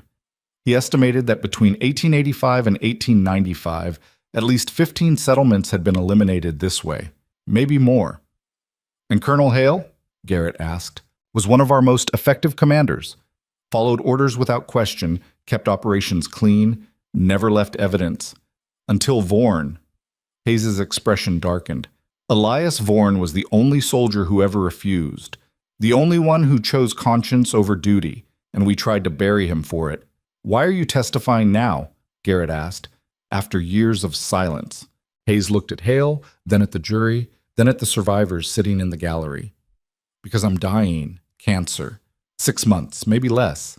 And I've spent 30 years watching men like Hale collect honors while people like Vaughan die in the shadows. Maybe this doesn't change anything. Maybe I hang for it. But at least the truth will be on record. At least the dead will have names. He stepped down. The courtroom sat in stunned silence. Whitmore tried to salvage the defense, arguing that Hayes's testimony proved Hale was just following orders from above, that convicting him was scapegoating. But the argument rang hollow now. Everyone had seen Hayes admit to the conspiracy. Everyone had heard him describe the system, and that system included Hale. On the 14th day, Hale took the stand again. Garrett's cross-examination was surgical. He used Hayes's testimony to corner Hale, forcing him to admit he'd known the intelligence about Stonefall was fabricated, that he'd questioned the orders but followed them anyway, that he'd documented everything because part of him knew it was wrong. You could have refused, Garrett said. I was a soldier. Vaughan was a soldier. He refused. Vorn was a deserter. Vorn saved 72 lives. How many did you save, Colonel? Hale had no answer. You testified that you followed orders. But orders don't absolve you. You made choices. You chose to believe convenient lies about fugitives rather than verify the truth. You chose to kill civilians rather than report your suspicions. You chose to cover it up rather than face consequences. Garrett's voice dropped. You chose, Colonel, every step of the way, and 228 people died because of those choices. I did my duty. Hale's composure finally broke completely. I served my country.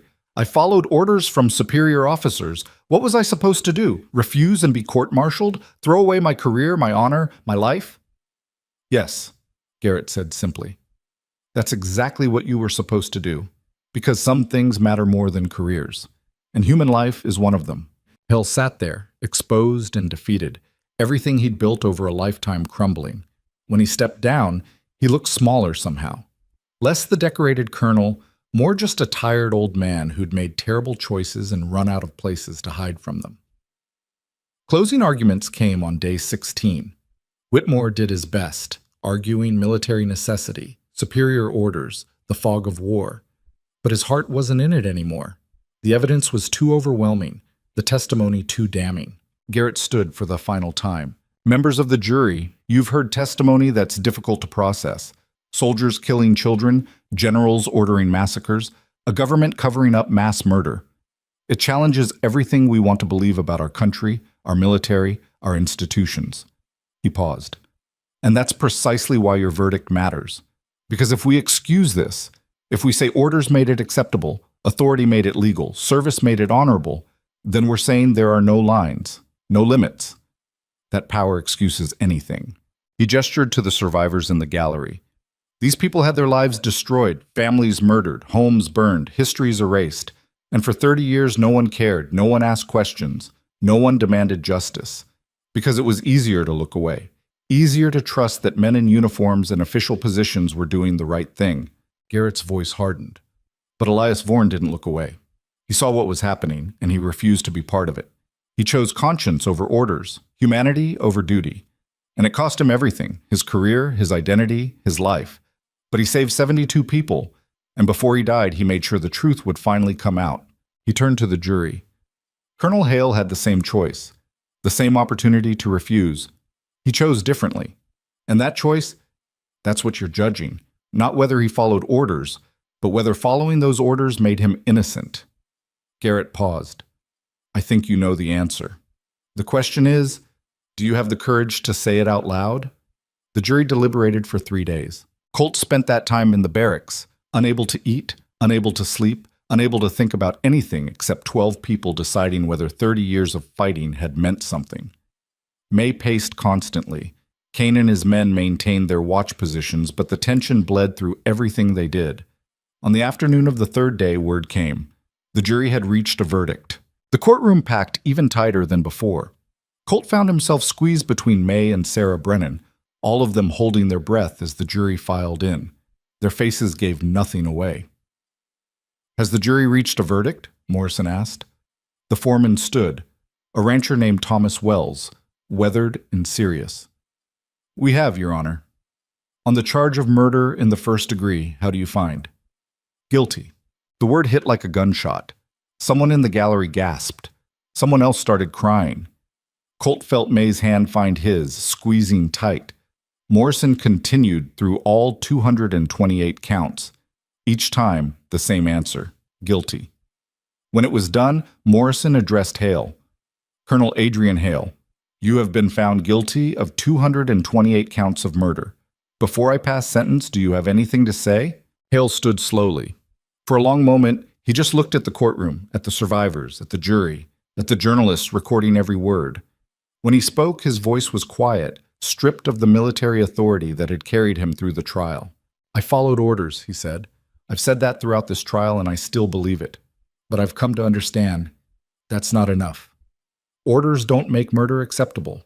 Service doesn't excuse cruelty. I told myself I was a soldier doing his duty, but what I was... He stopped, his voice breaking. What I was a man who chose his career over innocent lives, who chose obedience over humanity. And I'll die knowing that. Knowing that every honor I ever earned is built on the bones of people who deserve to live. He sat down. The courtroom was silent. Morrison delivered the sentence. The crimes you committed are among the gravest this court has ever examined. Your abuse of authority, your systematic elimination of civilians, and your decades-long cover-up demonstrate a profound moral failure. I hereby sentence you to life imprisonment without possibility of parole. May you spend your remaining years contemplating the weight of what you've done. Guards led Hale away. He didn't look back. The trial was over. Justice, in its legal sense, had been served. But Colt felt strangely empty. Hale would die in prison, yes. Hayes and the other conspirators would face their own trials. The cover-up was exposed. But none of that brought back the dead. None of it gave the survivors their stolen lives back. Outside the courthouse, reporters mobbed them again. Garrett fielded most questions, but eventually they pushed through to May. "How does it feel to have won?" someone asked. May looked at Sarah Brennan standing nearby with tears streaming down her face. Looked at the other survivors, clutching each other, some crying, some staring into space like they couldn't quite believe it was real. "Ask me in 30 years, May said quietly. "When enough time has passed that we know if this actually changed anything." They made their way back to the barracks through crowds that felt different now, less curious, more uncertain. The trial had shaken something loose in the territory's foundation. People who'd trusted the government, the military, the official narratives. Now they questioned. And that questioning was spreading. Newspapers ran follow-up stories. Other settlements came forward with suspicions about relatives who'd disappeared, communities that had vanished. Congress announced investigations. The territorial governor called for a review of all military operations from the past 20 years. Change was coming. Slow, incomplete, frustrating change. But change nonetheless. 2 months after the trial, a memorial commission was established. They would travel to Stonefall, document the site, build a monument with every victim's name. Sarah Brennan was appointed to lead it. She asked May and Colt to join. They rode out to Stonefall in early spring. The ruins looked different now, not haunted so much as quiet. Waiting. The commission had brought surveyors, architects, stonemasons. They walked the settlement, marking where buildings had stood, identifying the collapsed church where Vorn had died.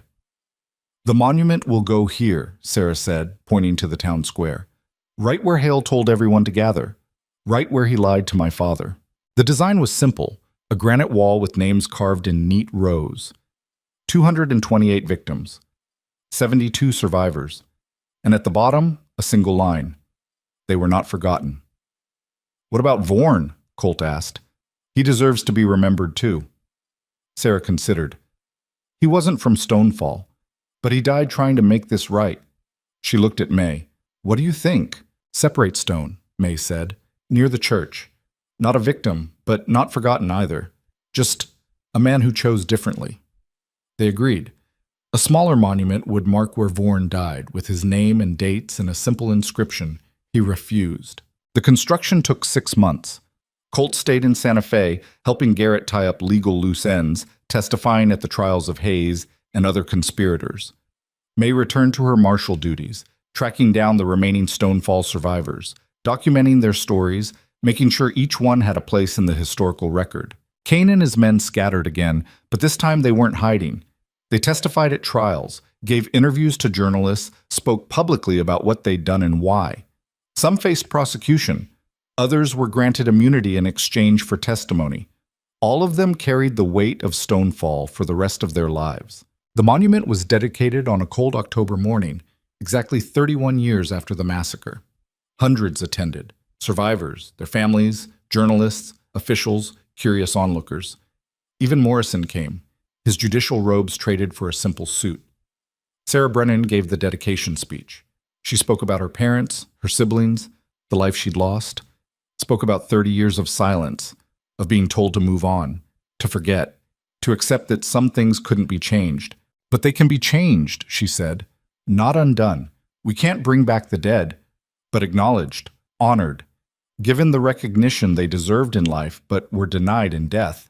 She gestured to the monument, names gleaming in the morning light. These people mattered. They lived. They died. And now, finally, they're remembered. Colt stood beside May as the ceremony continued. Speeches from officials offering apologies that felt inadequate but necessary. Prayers from clergy trying to make sense of senseless violence. Tears from people who'd waited a lifetime for this moment. When it was done, people filed past the monument, touching names, leaving flowers, whispering goodbyes to relatives they'd lost 3 decades before. May walked to her aunt's name, traced the letters with her fingers. Maria Sutton, age 28. She looked at Colt. My father spent his life trying to get here, trying to make people see. He did see, Colt said. He just didn't live long enough to watch it happen. No, but he started it. Him and Vorn and everyone else who refused to let this stay buried. May's hand found the badge on her chest, her father's badge. That matters. Maybe more than the ending. They walked to Vorn's smaller monument together. The stone was simple, unadorned except for the inscription. He refused. You think he knew it would end this way? May asked. I think he hoped, but I don't think he knew. Colt thought about Vorn walking into his forge, calm and certain, carrying a rifle that would bring everything down. I think he just decided it was worth trying. Win or lose, it was worth making the attempt. And if we'd lost, if Hale had walked free, then someone else would have tried. Someday. Someone who read about us in the papers, who heard the story, who decided they couldn't live with the silence. Colt looked at the monument, at the names, at the people gathered to remember. Truth is like that. You can bury it, but it keeps growing. Eventually it breaks through. May smiled, sad but genuine. My father would have liked you. Your father would have thought I was an idiot for getting involved. That too. But he would have liked you anyway. They stayed until the crowd dispersed, until it was just them and the monuments and the quiet canyon wind. Then they walked back to their horses, leaving Stonefall to its ghosts. Except now the ghosts had names, had recognition, had a place in history that couldn't be erased. Colt returned to Redemption a week later. His forge had been shuttered for months, his tools gathering dust. Part of him wondered if he could just pick up where he'd left off, go back to fixing guns and minding his business. But standing in the doorway, looking at the workbench where Vorn had set down that rusted rifle, he knew that life was gone. He'd changed too much, seen too much. He sold the forge, used the money to buy a small house in Santa Fe, near the courthouse where he'd testified. Started working as an investigator for Garrett's law practice, tracking down evidence, interviewing witnesses, building cases for people who couldn't afford fancy lawyers. It wasn't smithing, but it was work that mattered, work that helped people who needed help. And somehow, that felt right. May stayed a marshal, but she shifted her focus. She started investigating other disappearances, other suspicious incidents where settlements had vanished or communities had been erased. Some cases led nowhere. Others uncovered cover-ups similar to Stonefall. Each one she documented, built cases for, pushed until someone in authority had to acknowledge it. She became known for it, the marshal who wouldn't let things go, who dug until she found truth. Some officials hated her. Others respected her. She didn't much care either way. 5 years after the trial, she and Colt attended the dedication of a second monument, this one in the territorial capital, listing all 15 settlements that had been eliminated by ghost companies. The governor gave a speech about learning from history, about ensuring it never happened again. Standard political rhetoric that probably meant nothing. But the monument existed, the names were carved in stone, and people would walk past it, read it, ask questions. That was something. You think we made a difference? Colt asked as they stood before the new monument. May considered. We made people see. Whether that changes anything. She shrugged. Hale's in prison. Hayes is dead. The ghost companies are disbanded, but the system that created them? That's still there. Different names, different justifications, but the same basic machinery. So it was pointless. No. Just incomplete. May looked at him. We proved it could be done. We showed that ordinary people, a gunsmith and a marshal, could take on the government and win. Not completely, not perfectly, but win nonetheless. And the people who died? They're remembered now. Not forgotten, not erased. That doesn't bring them back. Doesn't undo the harm. But it means something. To their families, to survivors. To anyone who needs to believe that truth eventually surfaces. They stood together in the fading light. Two people who'd stumbled into something bigger than themselves and somehow survived. Around them, the city moved on, people heading home, shops closing, the ordinary rhythm of life continuing regardless of monuments or trials or justice delayed by decades. And maybe that was the point. Life continued. The dead were mourned, but not forgotten. The truth was exposed, but not always acted on.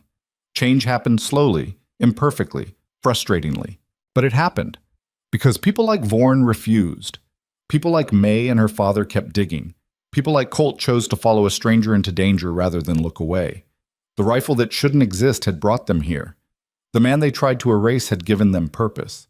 And together, they'd done what everyone said was impossible. They'd made the powerful answer for their crimes. Not completely, not perfectly, but enough. Enough to matter. Enough to remember. Enough to prove that silence could be broken and ghosts could speak, and truth, however long buried, could find its way to light. Somewhere in that truth, Elias Vorn's sacrifice meant something. The victims of Stonefall were honored, and the line that Hale had crossed, the line that said some things were acceptable in service to power, that line was redrawn. Not permanently, not for everyone, but for now, for this moment. And sometimes that was all you got. Sometimes that had to be enough.